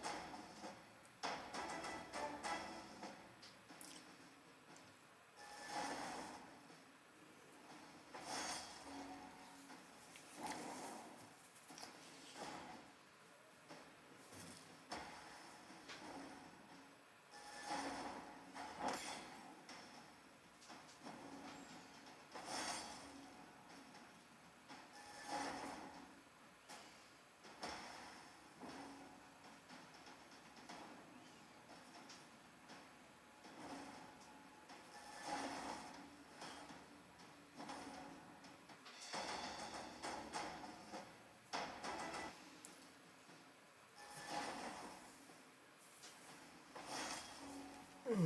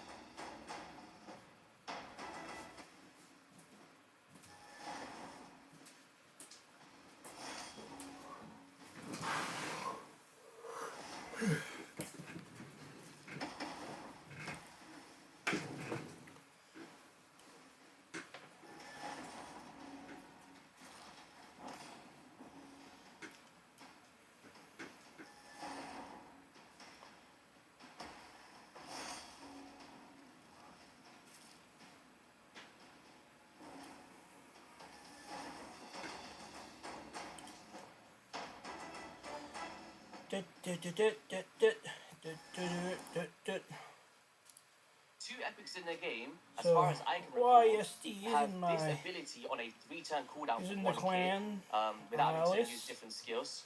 He's So in the it's clan actually really nice to Queen. be able to have that. I'd want to pick the suit up for sure. So next one for me, we're going into the Ogren tribes, and I'm going to keep speaking about this one until people understand the value. Ogruckus. I think So lucky.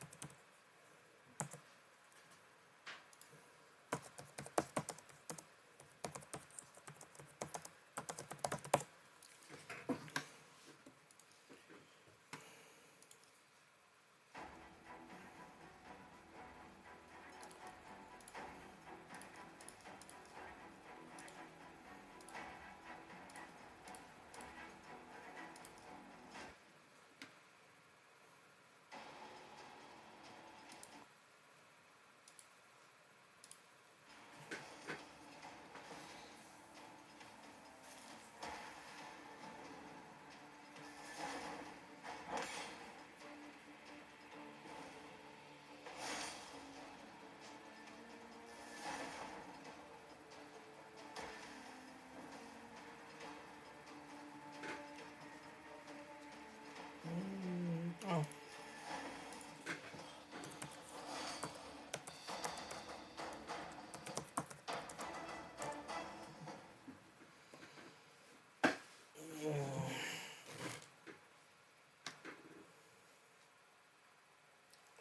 Good.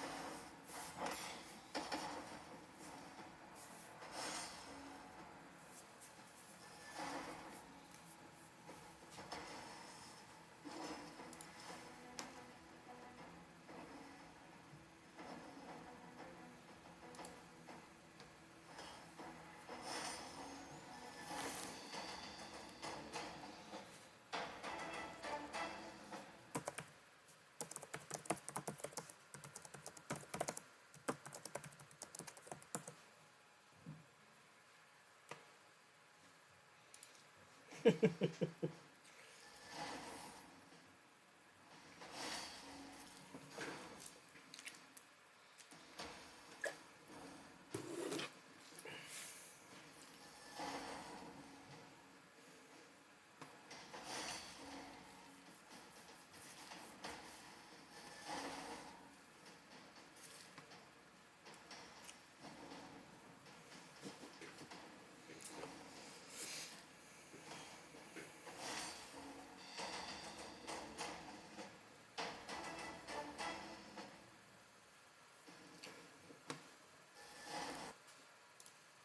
think someone in my previous video they called it. Do you know the shrunken head from Beetlejuice?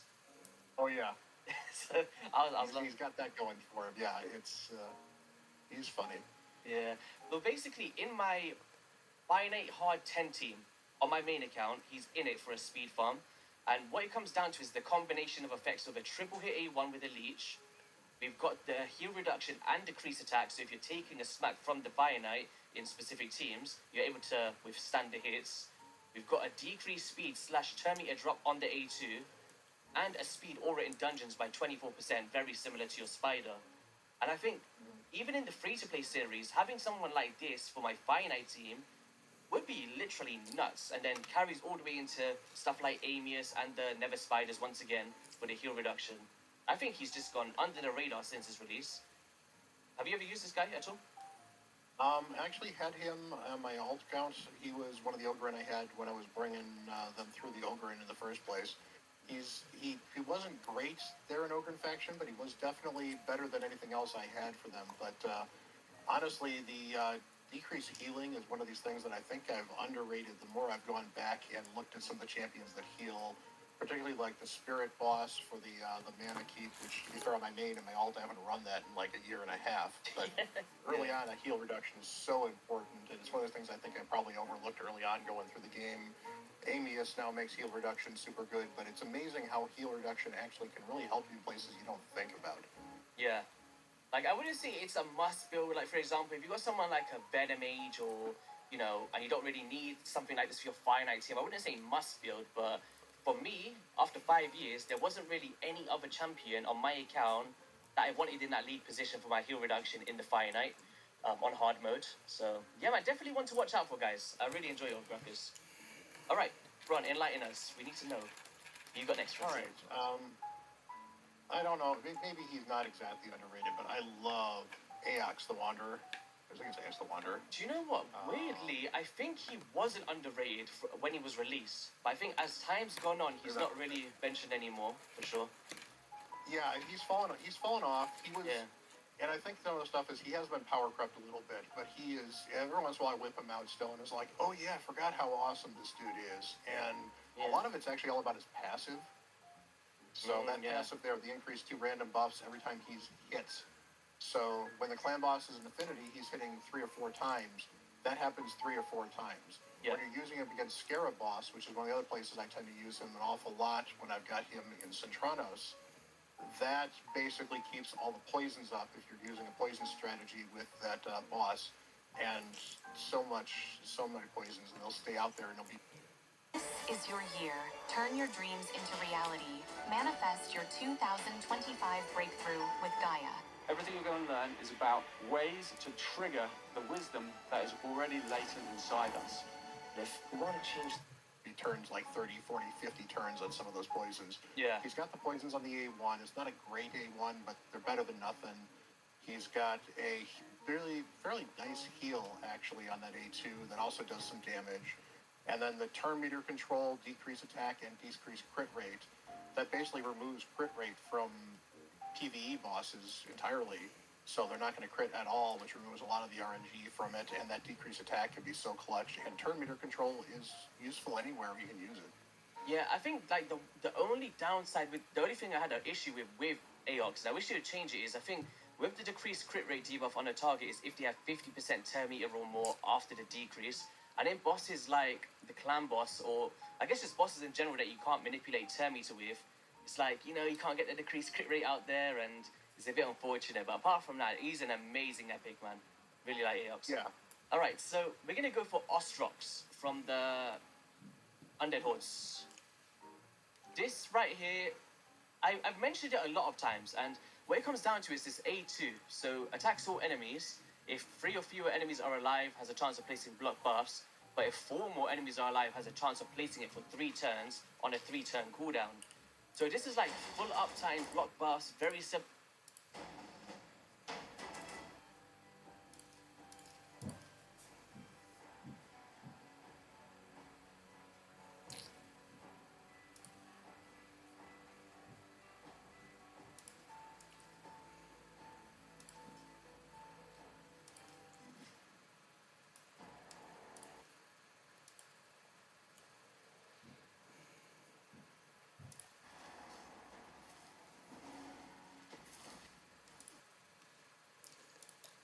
To an Umbral Enchantress. I think the issue with Umbral is if you want to use it in areas like Hydra, the provoke locks her out of her active skills for like 5 turns. So he's kind of got an on-par ability like an Umbral, but then you're leading him with increased accuracy, random debuff removals, an A1 to transfer debuffs and heal this champion, as well as deflecting debuffs back to attackers. I think overall, just a great, simple but effective champion. If you need increased accuracy and block buffs, look no further than Ostrox, and a really good candidate for stuff like Curse Sets and Hydra as well, with its AoE on a 3-turn cooldown. I'm a big fan of Ostrox. Have you used him before? I have not, but again, this is part of what we're talking about. These are, underrated folks, for folks that might be progressing through the game. By the time I got him, I was, a year and a half, because that's when he came out. Because for a while, Undead didn't have a Void Epic for quite a long time. It was actually kind of strange. Yeah. And yeah, I mean, he's a very good champion if that's the kind of stuff you need, and that stuff is very useful in the game. But, if you've got a Ugo, for example, Ugo is definitely probably going to bring a little more overall for a single champion. Yeah. But very, very useful, and honestly, for Faction Wars, that's going to be absolutely clutch as well, because the Valk waves are always the bane of everybody's existence, and lock buffs is one of the easiest ways to get through that Valk wave. Yeah. I guess, like, even in terms of Hydra, like, if you guys do have an Ugo and, we need to form 3 teams, and if you don't have the luxury of multiples and you manage, maybe you got Ostrox sitting there in the vault, looking for a nice block buffs option, got a nice little cheeky aura as well, cheeky smile on him. Look at that. They literally had to close his mouth because he's smiling too much. We love it. Yeah, I mean, at the end of the day, no one's judging, how stylish you are if you're using the meta champions. It's already getting the content done. As you can say with all your Cornelia videos that you built way, way long ago. Wasn't stylishly through Pommel, but you know what? You managed to do it, which is the important part. Yeah. So, all right. Who's our next one? Is this the last one? No, we got 2 more, right? Was it one more? We got 2 more, and then we can certainly mention honorable mention. Yeah. We've got a couple of them. I'm going to go Nuker on this one, and we're going to go for Dirandil in the Dark Elves. Another one I nearly put on my list. I'm happy that I didn't, because now we've got like a good balance here. Yeah, and I was really surprised. I built him on my alts because I was struggling to do damage with Kale, and I built him, and he out-damaged. It's not what you make. It's who you make it with. Make more reunions with banking packages that reward you every day. Which is Kale as far as a pure nuker goes. That A3 is an absolute beast of a nuke with 50% ignore target defense. It's absolutely amazing. Ignore defense is obviously one of the best ways you can do damage. Veils himself as well, which means he protects himself versus PvE stuff or the waves. Obviously doesn't work against bosses, unfortunately, but that's still protection against AoE damage as well. He's got a very good A2 nuke that also ignores additional defense, and he gives himself some turn meter as well. So you don't have to build him as fast as you might otherwise want to if you're struggling to do nuker gear and build somebody fast, which is always, a problem early on. He does have an aura. I think that's crit rate in all battles, yeah. I don't like building for crit rate auras, unfortunately, because I find that if you build them for crit rate auras, if you ever end up using another aura, you're suddenly not built to max nuke. Yeah. But if that's what you're struggling with, he's an option for you. And honestly, if you're using that in Faction Wars and he's the only one you're struggling with, if that lets you get him in Savage and that lets you clear the boss, that's awesome. And even his A1's not bad, but I think he's very underrated. Doesn't really need the books either, so from a value perspective, especially for clearing stuff, I mean, turns are a little long on 5-turn on that A3, but it's a little extra damage, and if you're short on books, you can still do a good damage dealer and save the books. Yeah, I think I've seen some people use them in Finite Hard as well for the freeze they want, like obviously amongst other top tier freeze options, but in terms of like if you're trying to build like a speed farm and you go through with a nice damage dealer with an AoE to clear the waves, you're doing that. You can use the A1, bit of extra chance to freeze for further control, and it's not the greatest chance, but each hit has a chance of placing freeze on a 2-time hitter. Could be a nice little backup there for sure. All right, so next up here, oh man, who do I go with? I've done all my good ones at the start, and then now I'm struggling for the final ones. I put myself in a bad situation again. Underrated YST. We're not going for the usual suspects today. All right, we're gonna go with Korgan. I never thought I'd actually say this, but I did a video with Nubs, I think last week, talking about the best perfect Veil champions in the game, or just ones to look out for. And there wasn't a ton from the epic rarity that can provide it from an AoE standpoint. And he does it, but it's a very weird way of doing it, but still could be used in specific content. So places a perfect Veil buff and an increased attack for 2 turns on allies whose attack is higher than their defense. Would then also place a block debuffs on those and an increased defense on those with higher defense than their attack.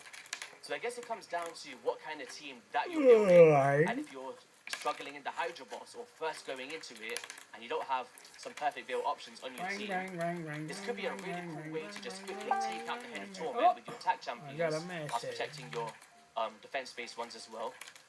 We've also got an AoE heal and a shield on all allies on this A2, and an A1 to increase the duration of random buffs. Like, he's a quirky one, but I like him. I think Korgan's got a cool place in the game.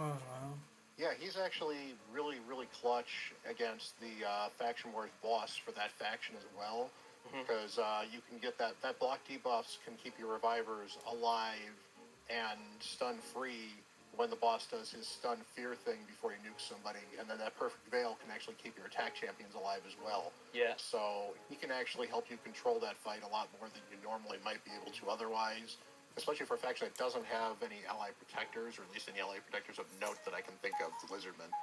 I guess Jareg, right? Jareg's Yeah, that's good. I'll do it, Jareg there. All right, you want my honorable mentions first? I don't know if you've got a couple of them or not. You were the one that thought about this, because we can't have a list without honorable mentions. I think it's a raid tradition. The honorable mention. Let's go, check, let's go. Oh, the scrapyard is open. Nothing in the scrapyard today. This puppy.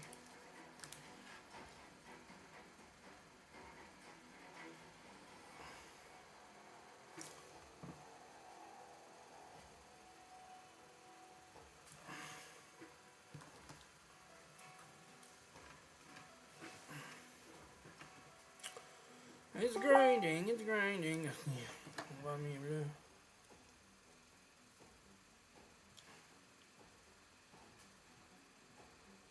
take this cat.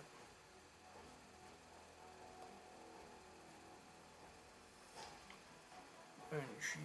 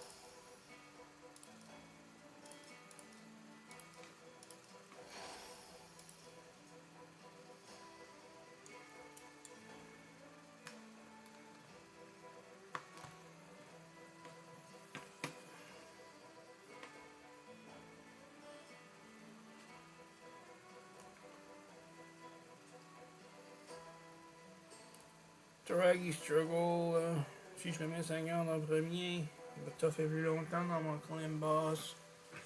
Lui, il est déjà pas mal tough, là, so je peux attendre. That's mon reasoning.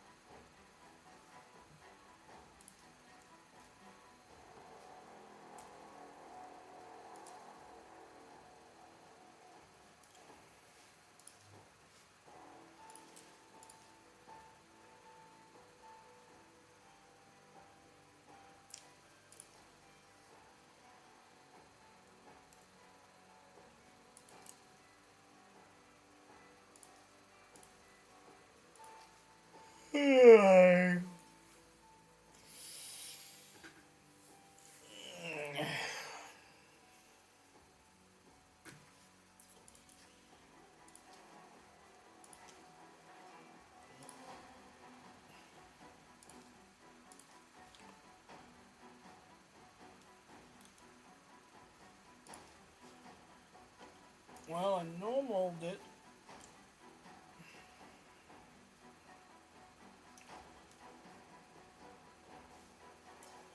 I'll go for hard.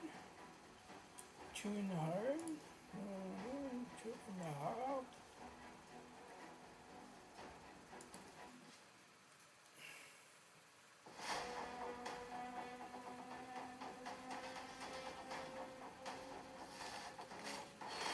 I could also book her here.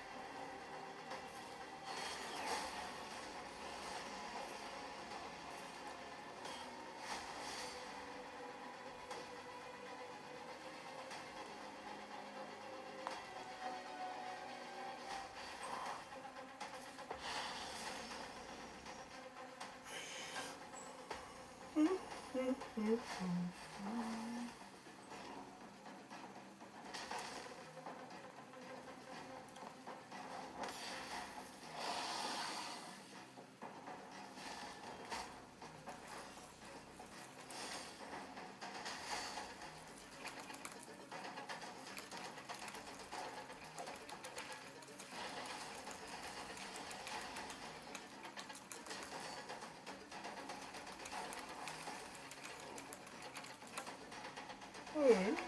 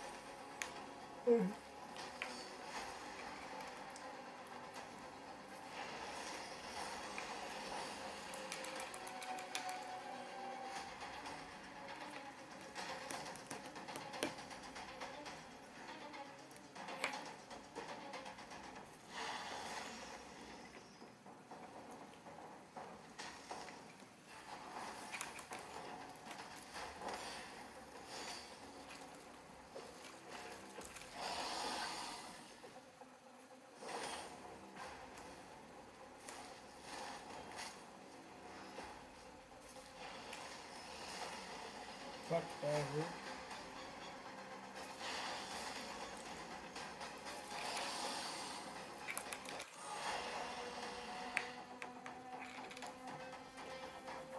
3.5 and a hard.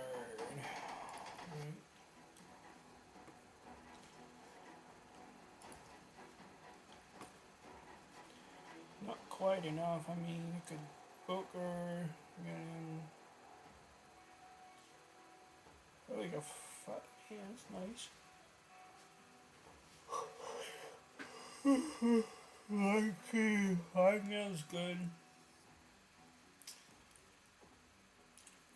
Frozen Benji, she's good. I mean, she's really good.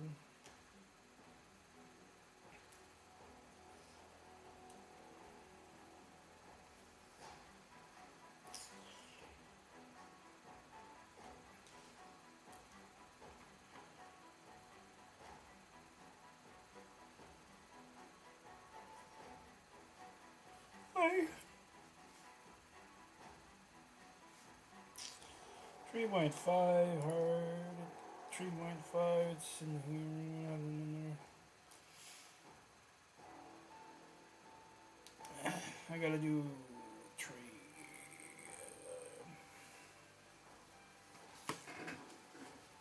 Tree marking hard.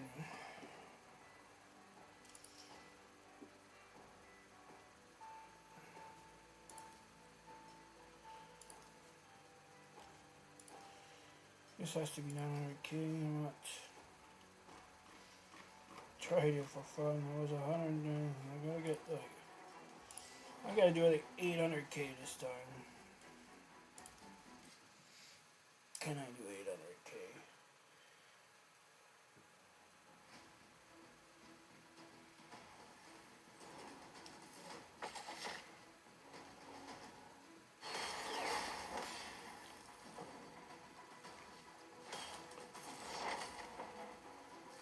Shit show.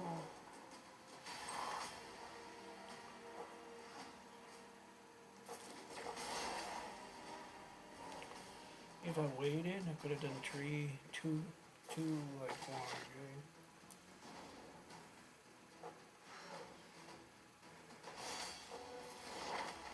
Right?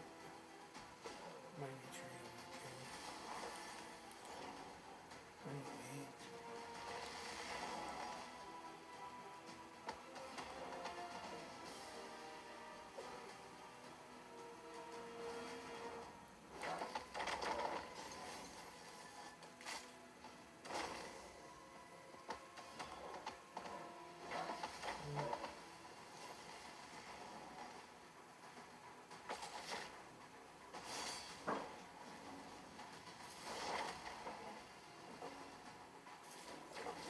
Five, 6.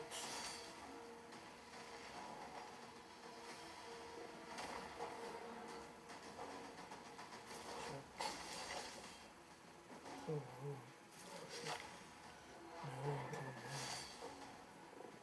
oh my God. Nice.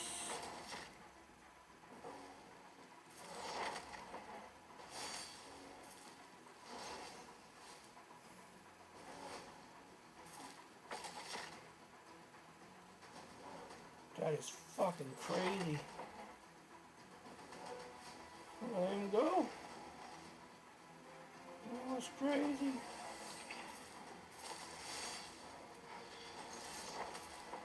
Huh. Awesome.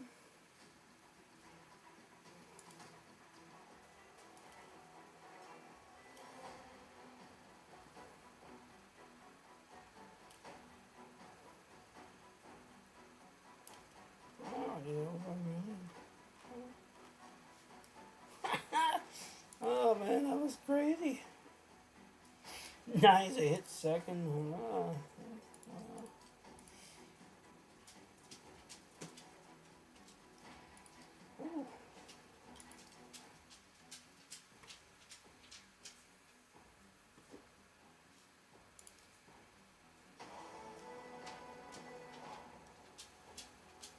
Oh.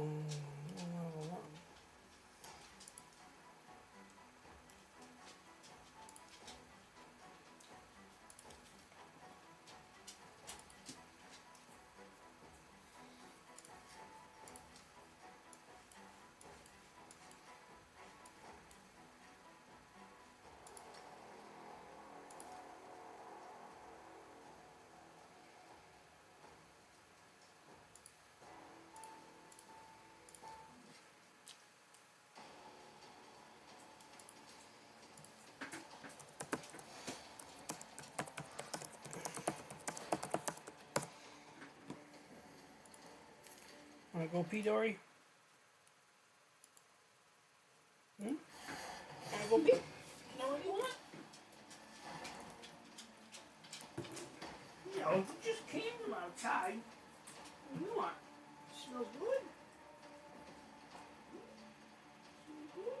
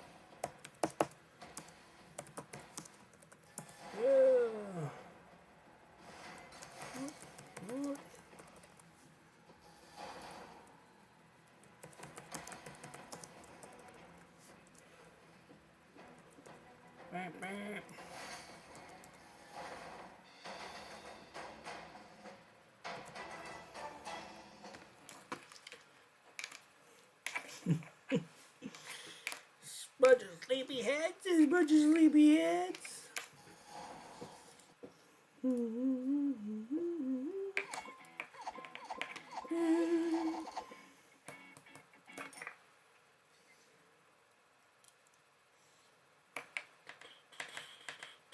First soul stone. Oh, if you're level high enough, you can do. What is it, guys? Let me hear back with another Raid Shadow Legends video. Back on the free-to-play account, 2025 El Hades edition. As you well know, I am day 6, day 5. I can't remember now. What day are we on? I really can't remember what day we're on. It seems to be blaring into everything. Before we get fully into the video, though, I'd just like to say thank you very much for the subscribers that we're getting at the moment. If you haven't already, please, come on, just click the subscribe button, like button. That way you'll always be aware when this episode goes live. Today's episode's a bit sort of here and there, with a bit of everything, really. Doom Tower reset. Really hard at the moment to get up those 10 levels into Doom Tower. We'll talk about that a bit more in a minute. Chimera, we need to do our second key today. I want to do a new clan boss run with the optimizer running, just so I can get a new record for my clan boss team. And we're about to hit level 42 on the account. This is why we're currently just doing a little bit more farming. It's not ideal that we're doing farming right now. Farming really should be for tomorrow when the tournament starts, basically. I've got all of my clan points that I needed for the CBC. I have a 77,000, 78,000, 80,000, something like that. And then we'll have Alice later on this evening when the reset happens, so I'll clip that before bed. Well, halfway through bed. What tends to happen is my kids wake me up at 2 a.m. randomly for something. I'll pick up my phone, collect Alice, go back to bed. Get the 30,000 points for collecting Alice, and we will then be over the 100,000 for the personal run. We are also just making a ton of food right now, an absolute ton of food. Right, I have everything near enough done except for the 4 stars. I just need to make 4 stars. I have 5 4 stars at level 40 ready to go. Tomorrow we're just going to be focusing on making some 4 stars. To get out 6 stars should be held down. And then after that, I'm pretty much done for farming any food for a little bit. I'm going to stay at 3 level 60s for a while. There we go. We have it done. And turn off the multi-balance. I don't want to do any more. Go ahead.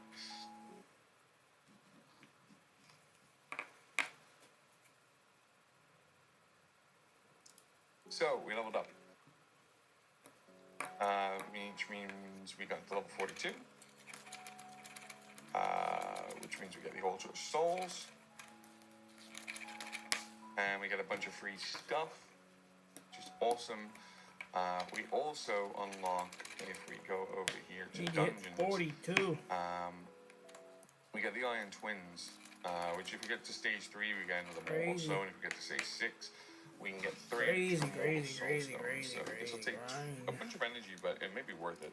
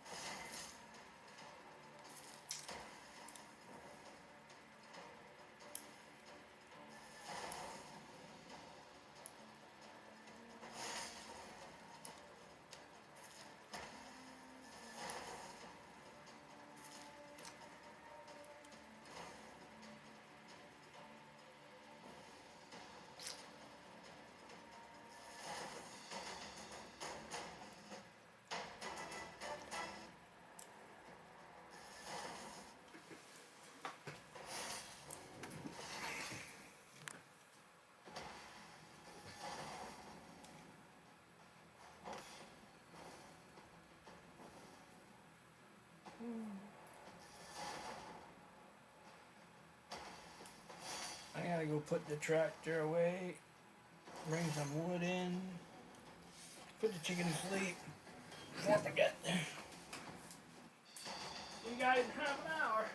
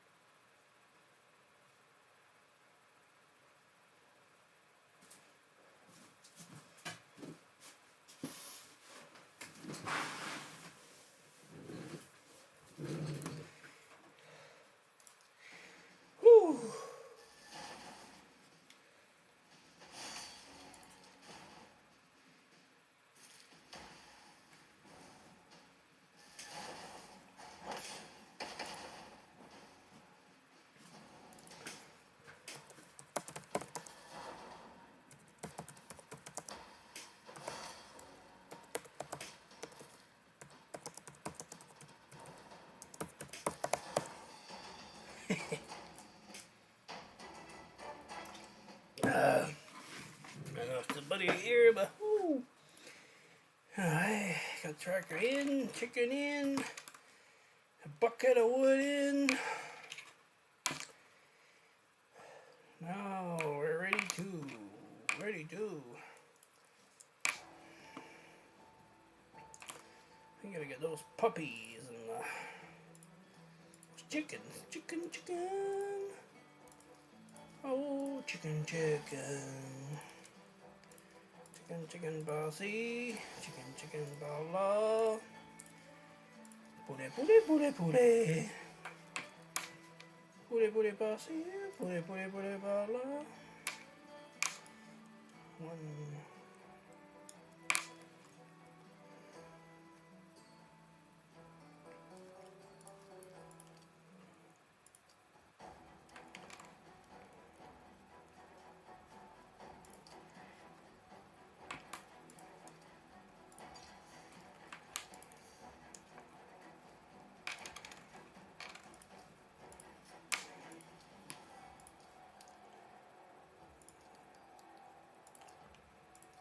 Let's go, yeah, let's go.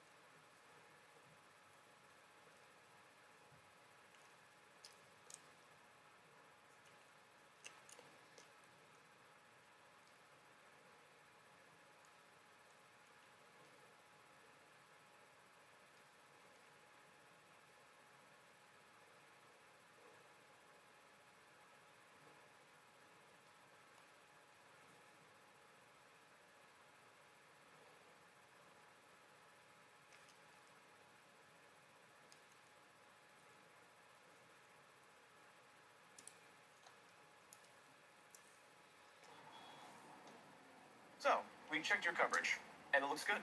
At TD Insurance Auto Centers, we'll handle your claim on site. So easy. Is this a trick? With advisors, repairs, and rentals, there's no drama here. TD, ready for you.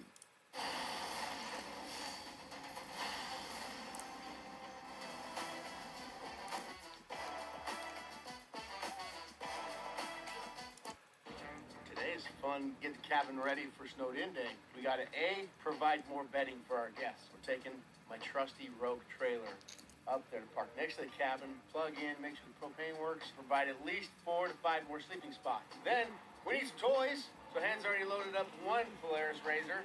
Thing is, once we get some toys up there, who knows if we're coming back. Good morning. How you doing?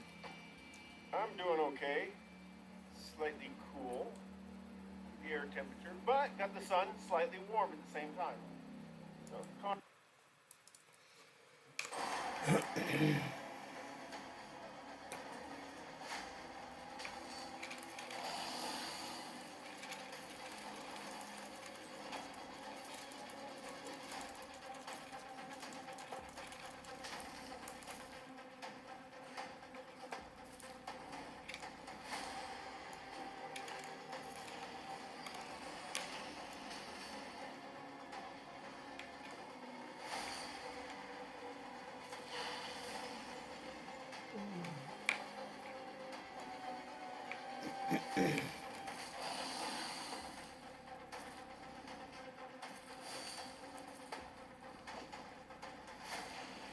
I think I did 319 earlier. 319.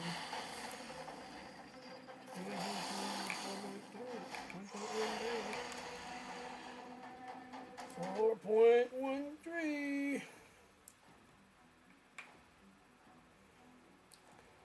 4.1. I believe a 3.3. 3.3 over.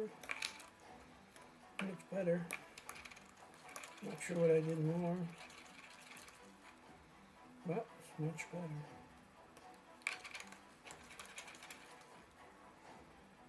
7.5 is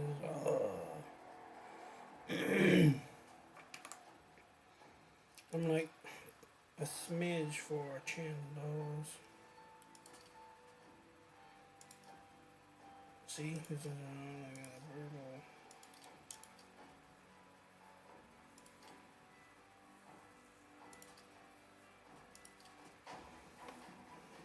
Oh, scrapyard's open. Let's give it a look. Ooh.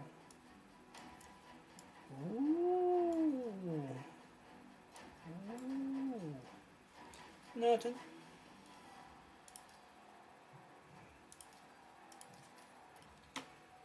Alright, let's go grind me some honey. Oh, grind me some honey.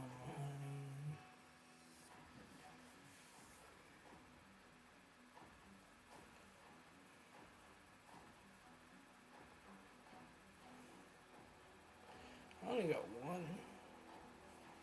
Try to.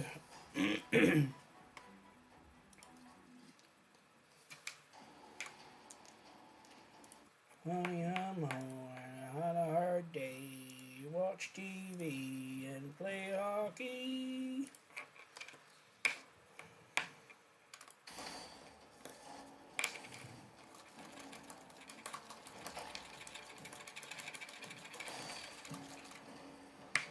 Da da da da da da da da.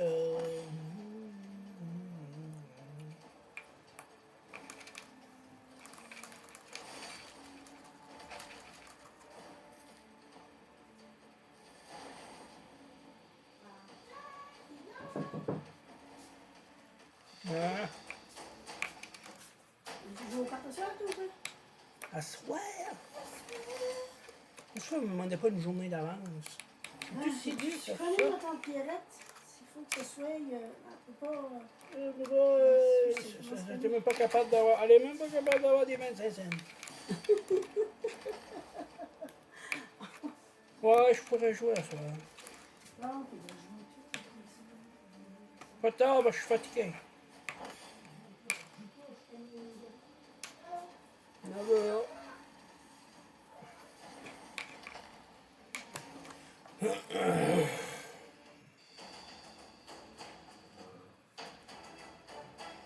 that. Something else.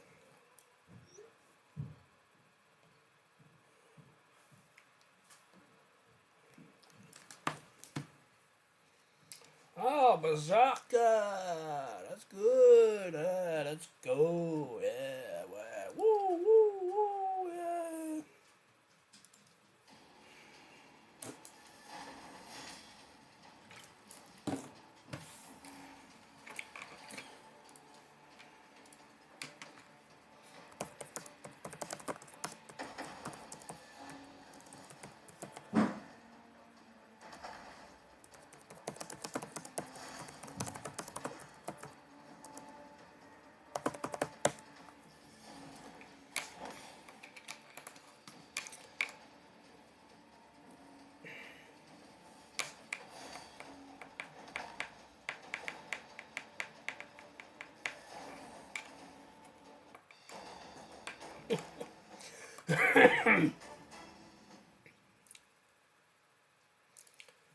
Come on, you.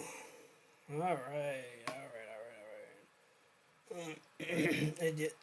Let's do more.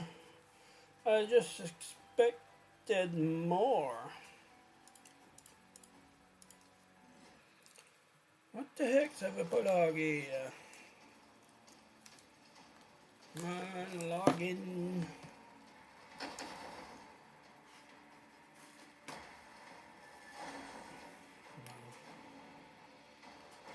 Every button I know.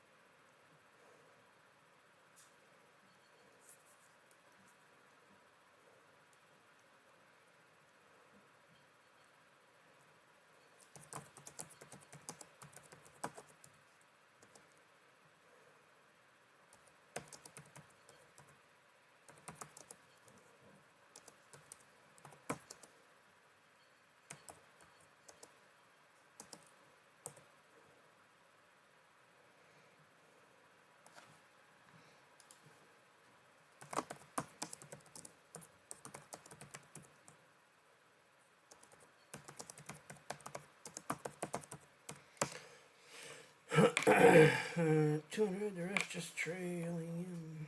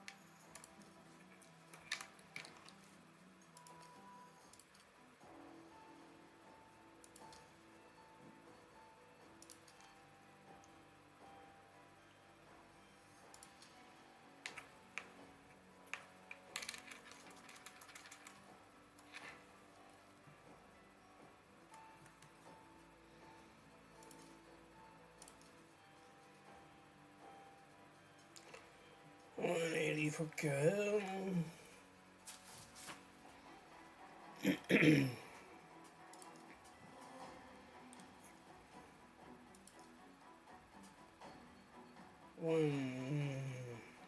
Almost 70.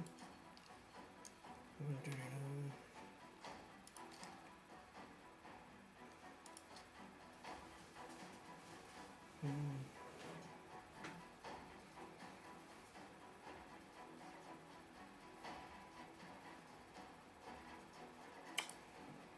Right.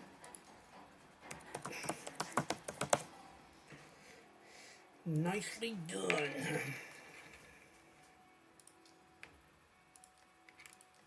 Man, I'm out of everything. Like, how did they get 2 6-star? Like,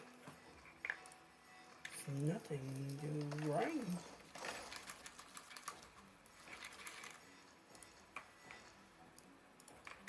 Oh my god, whoa. Lucky me.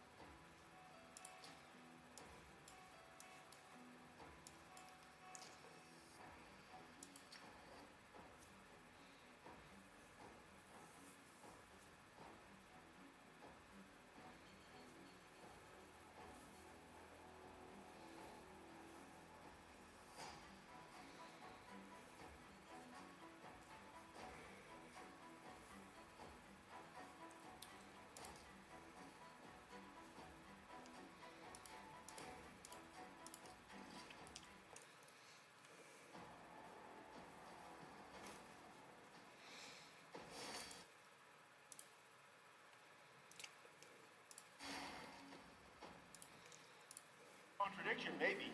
Oh, you might be asking yourself, can't you get jumpstart this giant trailer with this flashlight? Yeah, try it.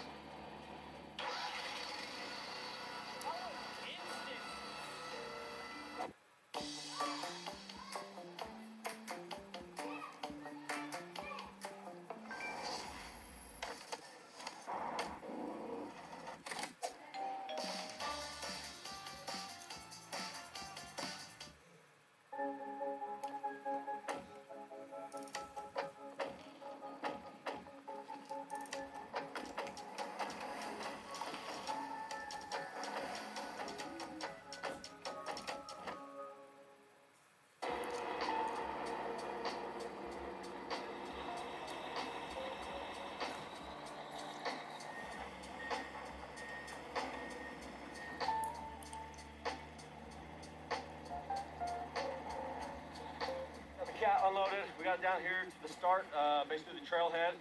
Dave is stuck up that road somewhere. Unfortunately, it's winter, so that means we're losing daylight fast. But trying to get this all done before nighttime. Because remember, we still have to get the trailer all the way into the cabin and unhooked, and then Dave's truck back out of here. Should be good to go.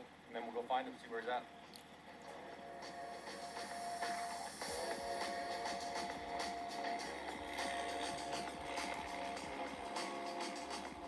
And there he is. The road that we're on right now is the road to the cabin. The road that Dave's on right now is a road to nowhere. This guy. I'm actually surprised that he thought he could be making it this far.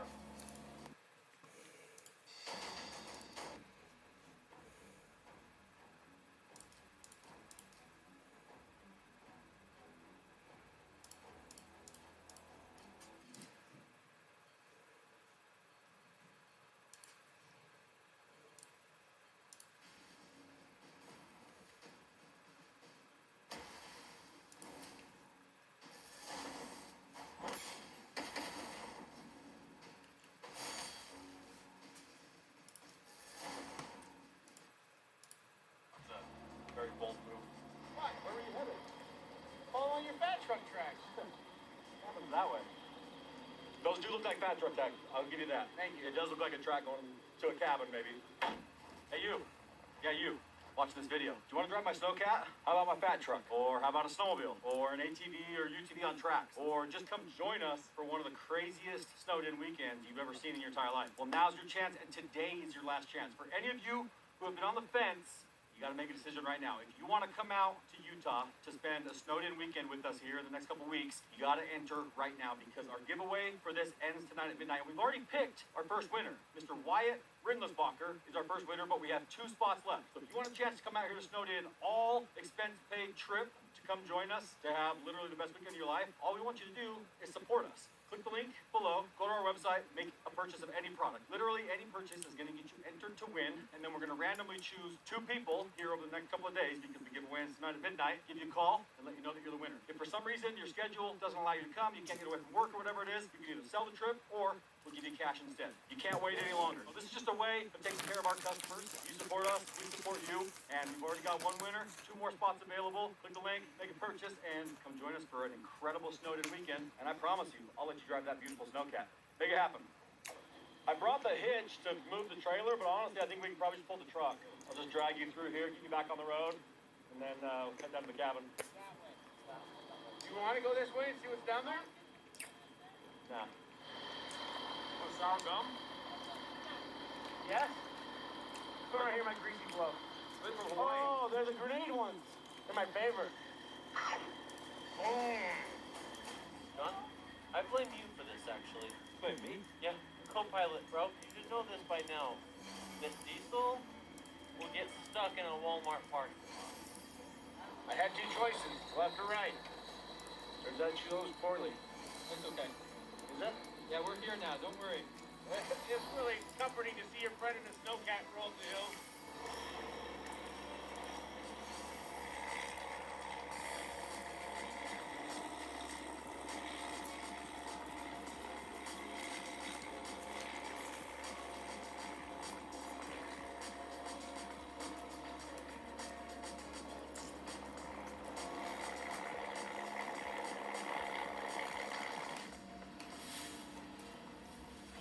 Hey, John, see this bag? Out of my possession, let me know. What is it? Don't worry about what's in it. I just said let me know.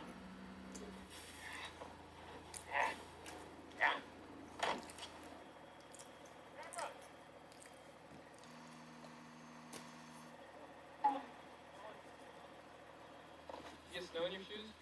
Yeah. That was child's play, man. I think our best bet is to get this truck out of here while we still can. These tires are just sinking and just causing these gnarly ruts. So yeah, I think there's too much weight. Yeah. And the snow is just junk. It's just like Well, there's a hard sugar. base way down there, but the top, yeah, it's just like this shizzy, like, Yeah, powder. Not powder sugar. Just regular sugar. it's not that this is where I thought my day would end up, but this is exactly kind of what I expected my day to end up. Every morning I wake up, this is where I expect my day to end up. I'm like, what thing will one of us get stuck today? I didn't think it was going to be me. I was just looking at my phone and realized that I sent it too late, so the pin never sent because of the you lose service to I bottom thought you send it to Lane, like send it to somebody else. Guess it's my fault. That's a gift to help me. Dance moves, dude.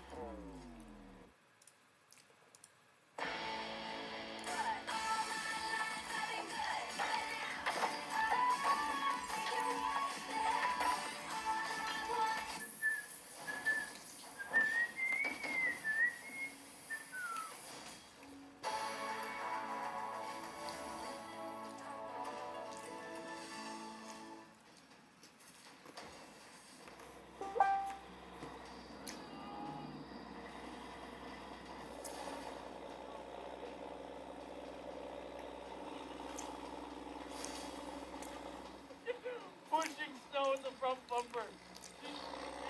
Giving a gas doing anything. Oh, yeah, bolt that to the hitch.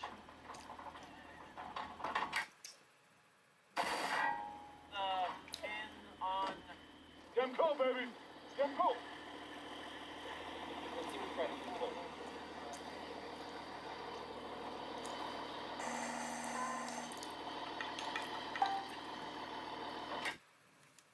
There's one. Yeah, taken is a pretty legitimate way of securing your hitch, right? We have a screwdriver. We're going to take our screwdriver every way down.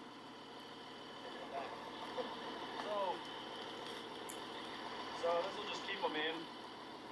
Most of the weight just goes on the hitch anyways. Doesn't all the weight rest on that pin?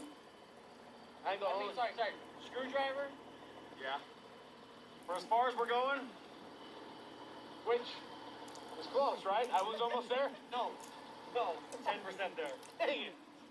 Thought I was almost there. Who is next time, man?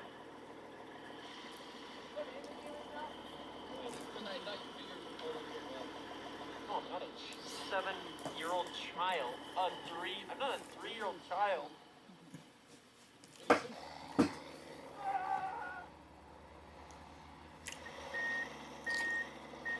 Temperature just dropped like 20 degrees. The sun went down behind the hill there. Luckily, we're getting all this hooked up in time to be able to get to the cabin right before it gets too dark. Just get the trailer dropped off and be done with this mess. These snow levels are making me really nervous. It's a little deeper in the cabin, but I don't think it's going to be much. So we're going to have to make some decisions here in a minute. But trailer in there and go from there.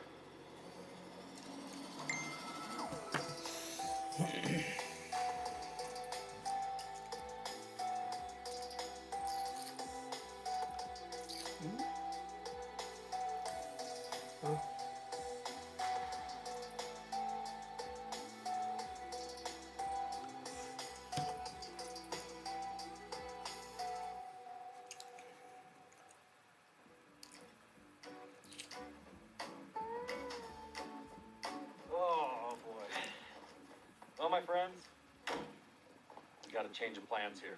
As I said a few days ago, the snow up here, where we had planned on doing snowed in this year, not good. Oddly enough, it's snowing right now, but it's not enough to make a difference because we need 4 to 5 feet of snow up here, minimum, and we're dealing with like 2 feet, maybe a little bit less. So we're having to change course. Everything was all dialed in, ready to go. That's all changing. We are pivoting back up to the place where we normally do it because there's better snow up there. It's crazy because that place is only like 20 miles north of here, but there's at least another 1.5 feet, almost 2 more feet of snow. Just a huge pain in the butt because we've got all these machines we got to grab. Got to pull Dave's RV back out, load everything up, take it up to the other spot, and it's gonna be a lot of work. But we're not gonna let it cancel the event. We already had to push back our first weekend. We're not pushing back again. Got to do whatever it takes. It's not cheap. It's not easy, but it's worth it. We do it just for you guys and for all of our guests who are coming to Snowed In. Oh, we're doing it again, huh? Have to. Or might just starting off freezing fingers. It's so cold.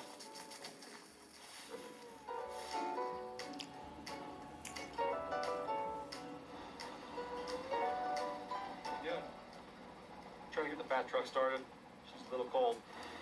All right, so one thing we didn't show you last time, as we were parking the fifth wheel here, back of it got caught on a snowbank, and the snowcat has kind of this setting where give it power, and then it has like a little bit of a delay. then it goes. So basically, it powered through too hard and literally sheared the fifth wheel hitch, the pin right off of the fifth wheel hitch. That's a pretty serious force. Like, I mean, and it like did it without even thinking about it. It just snapped it right off. So we brought up a new hitch, kingpin assembly. We're gonna bolt that onto the trailer here, and then make sure our hitch on the Snowcat is still good. Get this thing hooked up and pull it out of here. It just sucks. It sucks that with this place did not get the snow. I've never seen it like this. Maybe global warming is real, or maybe it's just weather patterns that just actually change, like weather does. And this is just a year that we kind of got screwed on snow up here. Are you guys ready?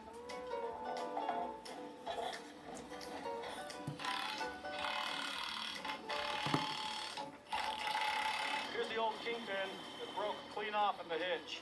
See it just kind of pop out of there. That's wild. Never seen one of those shear off. Also looks like it did a little bit of damage to the cat. I don't even know how that broke. That's impressive. It was a hard hit.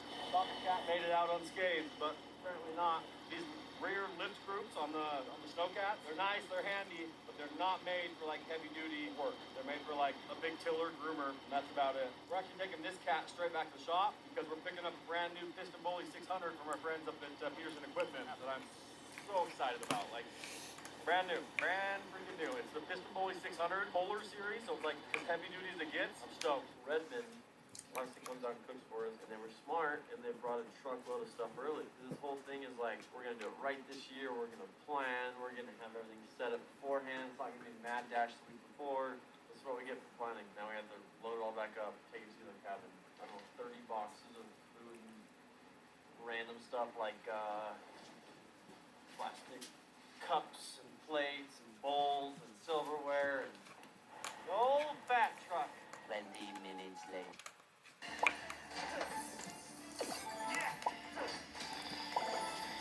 You got the beat?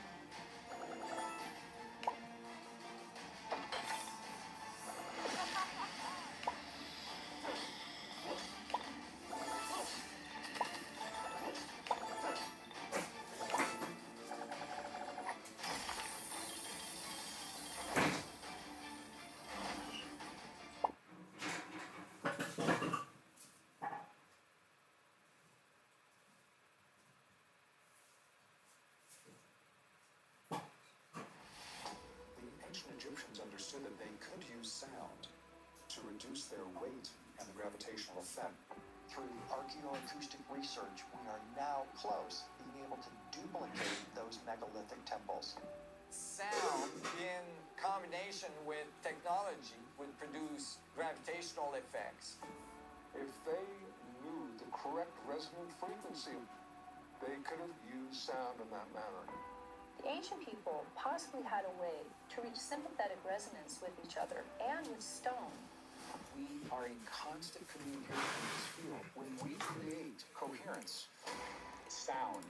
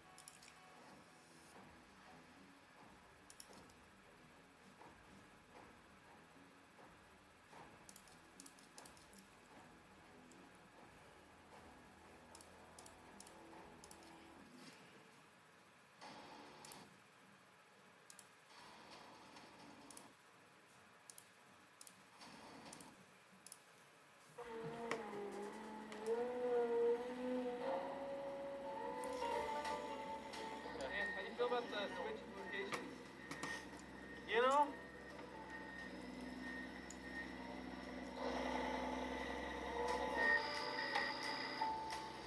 That makes sense why it was so floppy.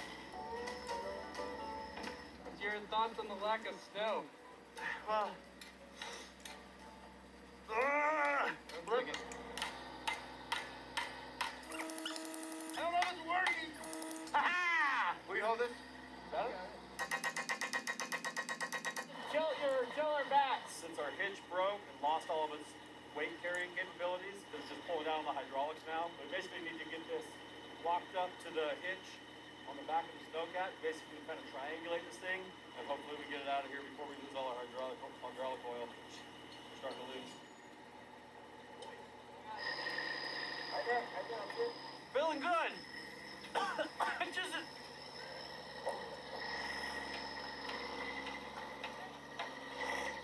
that snowflake goes right down and hit my gobbler. I inhaled it, hit my gobbler, and froze it. I love that it's like trying to snow now. Like, hey guys, we actually really do want you to stay. We got the hitch somewhat fixed, not ideal, but it should hold for how far we're going. I just got to take it easy, because if it gets too wild back there, it'll rip that whole hitch assembly off. We're taking all this down the mountain, driving it a long ways away, and then taking it all the way back up the mountain. I think there's 5 of us and like 6 machines, so we're trying to be as efficient as we can. So I'm gonna pull a bunch of MP2s. I'm lucky enough to be able to take the fat truck. This is like my favorite snow vehicle right here, the fat truck. I'm glad to be out of this cabin. It's a really cool place, but lack of snow really puts a hindrance. Look at the low gear. Oh, didn't show well. Here we go. See? I was able to figure that out all by myself. Still feel like I'm not going very fast.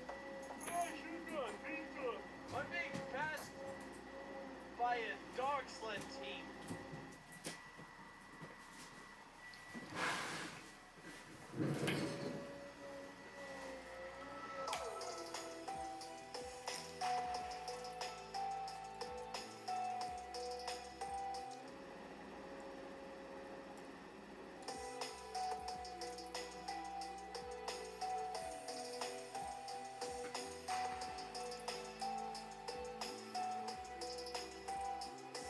I think she's in limp mode. Why? I can only do like max 11 mile an hour. Why is it in limp mode? I don't know, but Diesel's going the wrong way now. Now Alex is going the wrong way.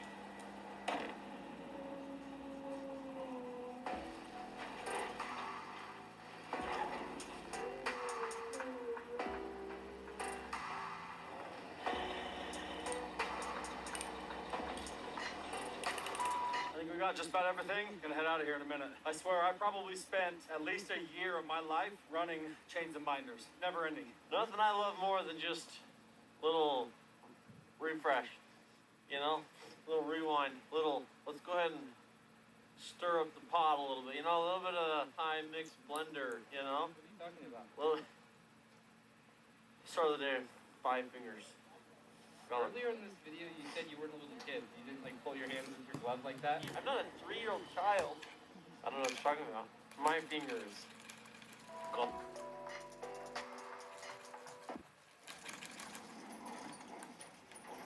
Hey, what's up? You brought your own Armstrong cheese?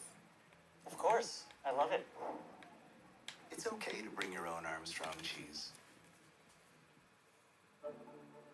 There's an unspoken rule when McDonald's is in the car. Every red light means one thing: fries. The Red Light Bite, featuring the McValue meal.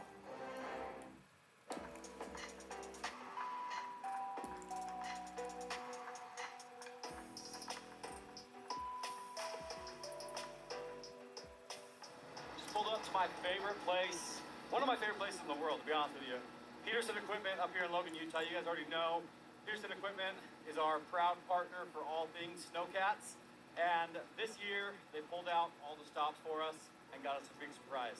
A brand new Piston Bully PB 600 Polar Edition is the biggest, baddest machine that Piston Bully makes here in the States. and it's the Polar Edition, which makes it just everything's heavier duty. I officially kicking off a partnership here with Piston Bully. It's actually working through Peterson Equipment, so that's who sells all the all the Piston Bully equipment here, basically in the Western United States. So you can see it's got the blade on it, brand new machine. Everything is limited on the plastic on the seams. It's got a big tiller on the back. This tiller right here is like the latest and greatest tiller that can lay down literally perfect corduroy snow. We're gonna take it up the mountains and build some crazy jumps, groom some trails, pull out a lot of stuck vehicles, and just have a damn good time. And I cannot wait to test the thing out. And Piston Bully they're the world leader in snowcats for a reason. They build the nicest of the nice stuff. So if you're in the need for a snowcat, hit up Peterson Equipment. I got a link in the video description below. We're gonna get this new machine on the trailer.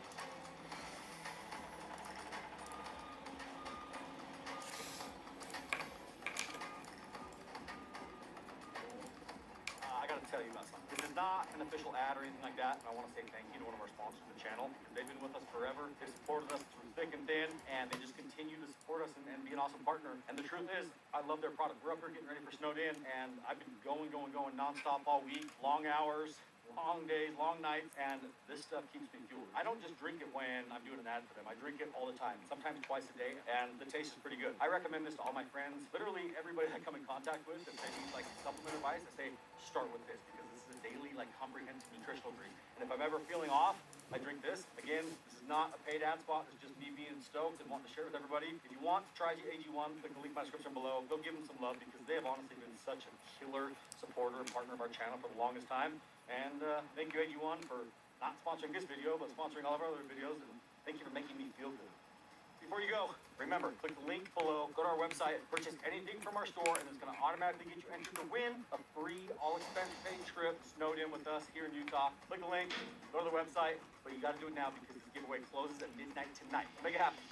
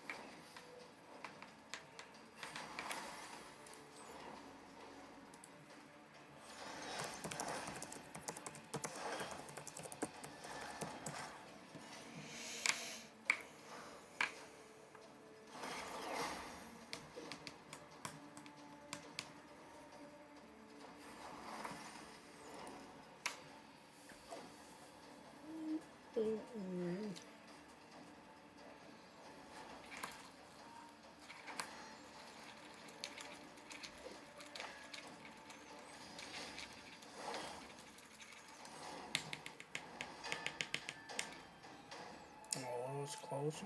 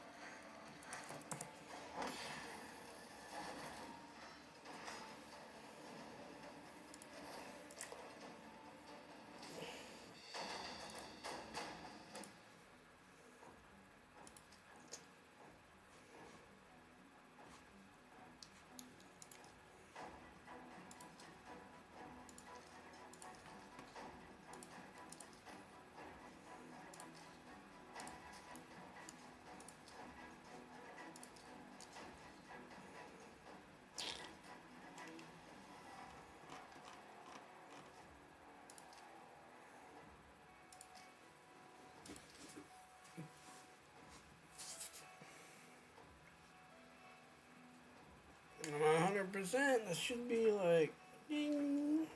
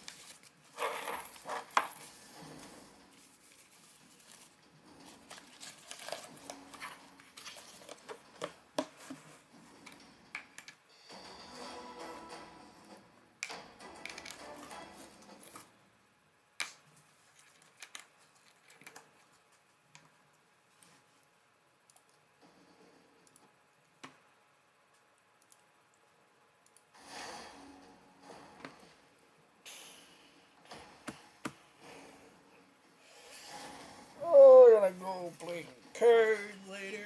Take a break. There won't be much. My friend's gonna take over, work on some stuff.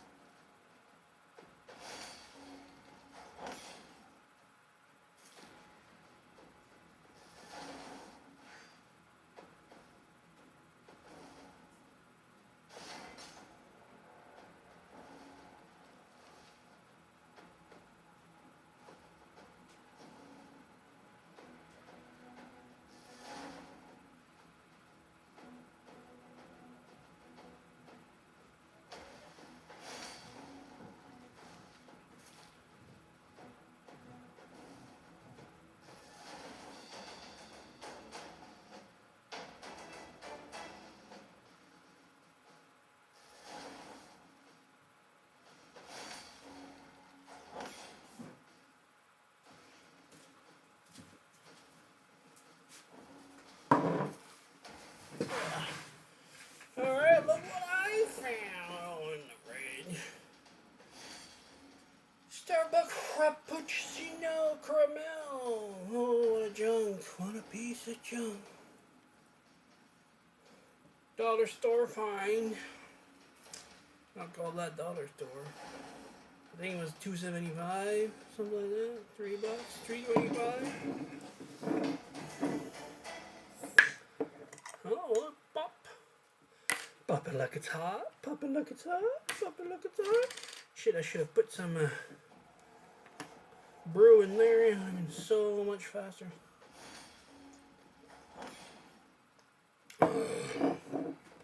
Oof. Oof. Yuck. Yuck.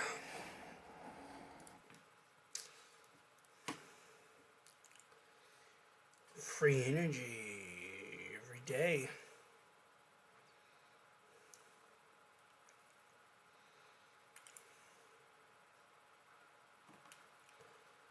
What?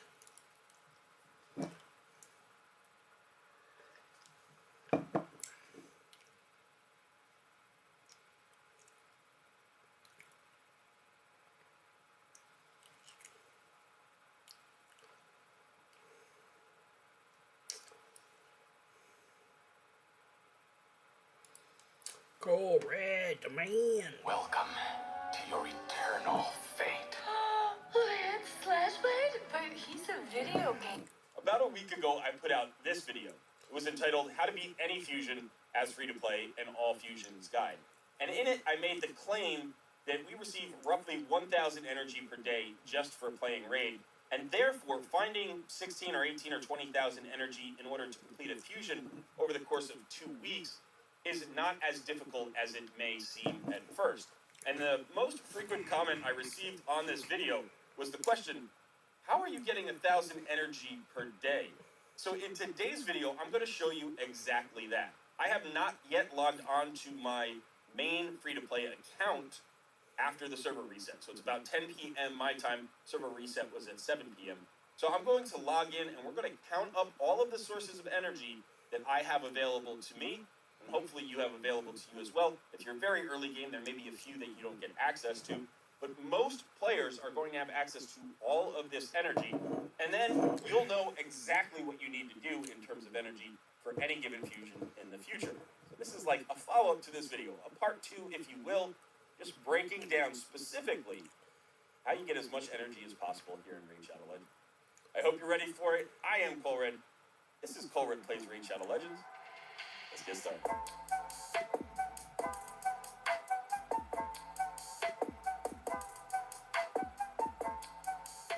Just a small request of you today. If you enjoy this video, or any of my videos, please smash that like button. In fact, it's a good habit to get into. You can do it every day. There you go, buddy. If you're enjoying the Smash videos, you're that watching them, like button. you may as well let the algorithm know.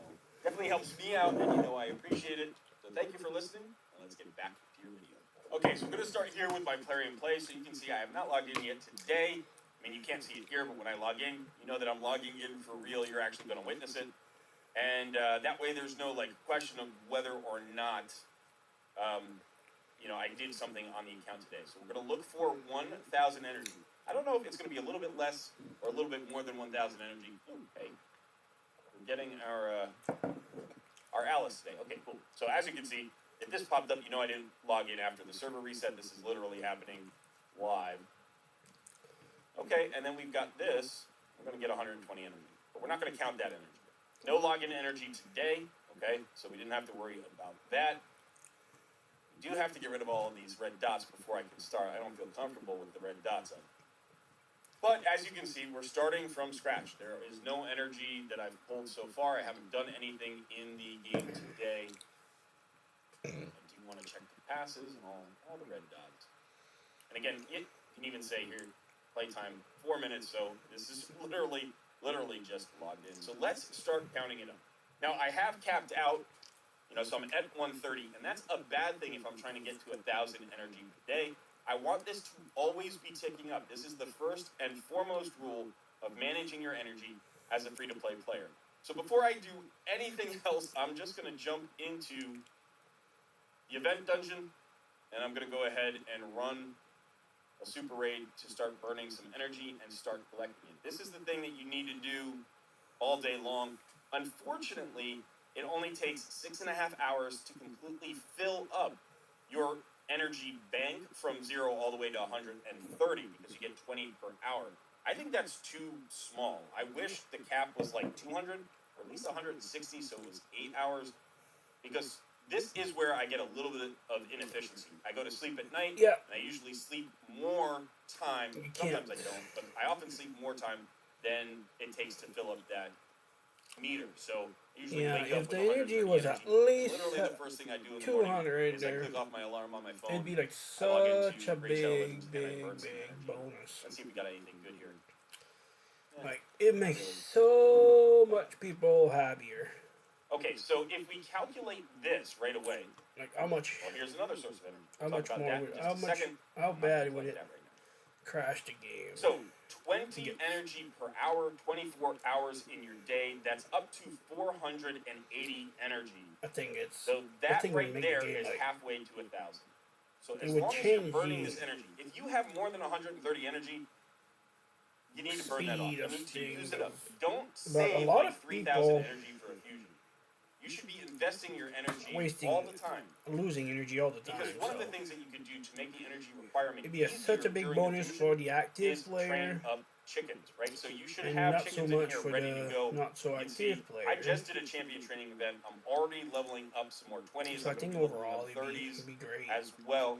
And so the super if you active have one, the energy push, and you want to make that next content fusion easier, creators, just go ahead and get in campaign. you know, the You're gonna clan get that silver really report, wants to you're do gonna get chickens stuff. ready, and then that champion training is going to be easier. And that's going to take And less like, energy to do that let's champion go, training later and then on. go ahead and spend money. Okay, so that's do this, our get first that. 480 energy. Maybe I should Like, go ahead and put up the calculator. If my money would buy me an extra energy all the time, like my fill up, like I buy fill ups. So Can you every imagine how other many day fill you ups you get would this sell? small pack. It alternates with what's called the regular pack. Now the small pack gives you one refill every other day. So you get roughly 3.5 per week, right? If you want to think of it that way. So that would be 390 plus 65 is 455 energy per week. I don't know, 65 energy a day. That's what it is. It's 65 energy a day. You basically get a half of this every day, and if it's 130 energy, that's an additional 65. So let's go ahead and add that up. We're up to 545. Now, when you claim this, it goes into your mailbox, so it's really important to not claim this. This can be there for 99 days. You want to leave it there for 99 days or until you have a fusion where you need to use it. This is where you save your energy, by the way. If you have something like this, 120 energy for one day, you can basically use that as long as your energy pool is not full. Remember, if you're close to 130, don't cap it out if you don't have to. Like, burn all the way down to 0. And then when you take that 120 energy, you're still going to have 10 free to keep regenerating energy even as you're using it. But the actual refill potions, you don't want to use those at all if you don't have to. Okay, so we are up to, what did we say? 545 energy per day. Okay, so now let's talk about the quests. We have daily quests, weekly, monthly, and advanced quests. Now we're not going to count the weekly or the monthly quests right now, but we're going to use those as additional sources of energy later on. So let's just start with the daily quests. Now, for the daily quests, you always have one full refill here. Sometimes you might have another quest that I think gives 50 energy, but that might be every other day or every third day, so I'm not even going to count that 50 energy, but it is there. So let's go ahead and look at this. So this is going to give us another 130 energy every day for doing that. So let's add the 130 energy. Now, the thing about this particular refill is it doesn't go into your mailbox. It goes right into your energy pool. So again, don't pull it until you are down to close to 0, and then you can go ahead and pull it and use it. Now let's look at our advanced quests. So our advanced quests always have this 50 energy somewhere in it, and then we have another refill if we complete all of the advanced quests, which you want to try to do every day. You really don't want to leave this. So this is something that I look at early on in the server day. So right now, I would be getting into my advanced quests. I'd be using a Demon Lord key. I'd be, making sure that I'm not going to miss anything. If there's a live arena battle, right at server reset, you can just play live arena to try to win one battle and get this 50 energy. And in addition, you're getting all of these gems as well, which later on can also be turned into energy. We're not going to count that towards our total, but it does contribute to the sources of energy that you can get. So we have another 130 energy here for the refill. Let's see what is scrapyard now. Scrapyard. Plus the 50 energy from the quest itself. And so we are up to 855 energy. So right there, we're already closing in on 1,000. And again, I know the 65 energy is every other day, but it averages out. I'm sorry, it's 130 every other day, which averages out to 65 energy. So now on top of that, let's talk about daily energy, right? Because we have weekly energy, but we still have this energy here. Here's another refill for playing for 60 minutes. Okay, that's not too bad. You can get that every day really easily. So let's go ahead and throw that on. And we're up to, this is another one that doesn't go into your mailbox. It goes right into your energy pool. 985 energy. So we're already at the 1,000 mark just from these regular sources. That does not include, by the way, the 2 weekly pots that you get. This is another 260 energy that you get over 7 days. So that's roughly, what is that? That's almost 40 energy a day. Not quite, it's 35 energy a day. I think that's what that is.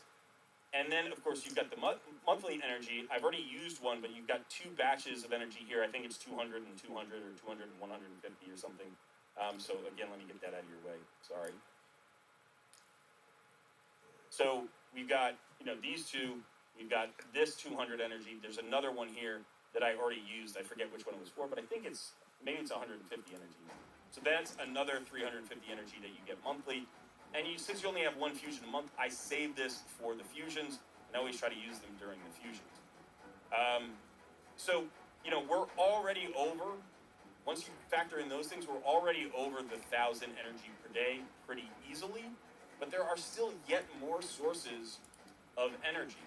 So if there are any events going on, there is often energy in the event itself. You can see here, this event has 50 energy here and 250 energy here. Plus, again, the 15 gems, which is basically going to go into my energy pool. So as I do this artifact enhancement event during the fusion, in order to get the fusion epic here, I'm picking up another 250 energy. And this event probably... Alright, yeah, let's go. Good job, Cole. Only lasts 3 days. Good job. Yep. Oh, Salagla. Let's take a peek first, and that's gonna be it for me today. I'm gonna go have supper, shower, cards, then I'll come back. And I'm not done today. I'll be back around 10:30. Oh, this is gonna be sweet later. Tomorrow.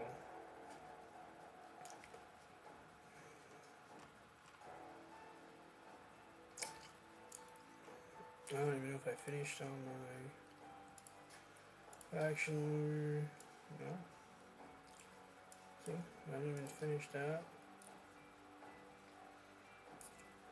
Like, what the hell was I thinking?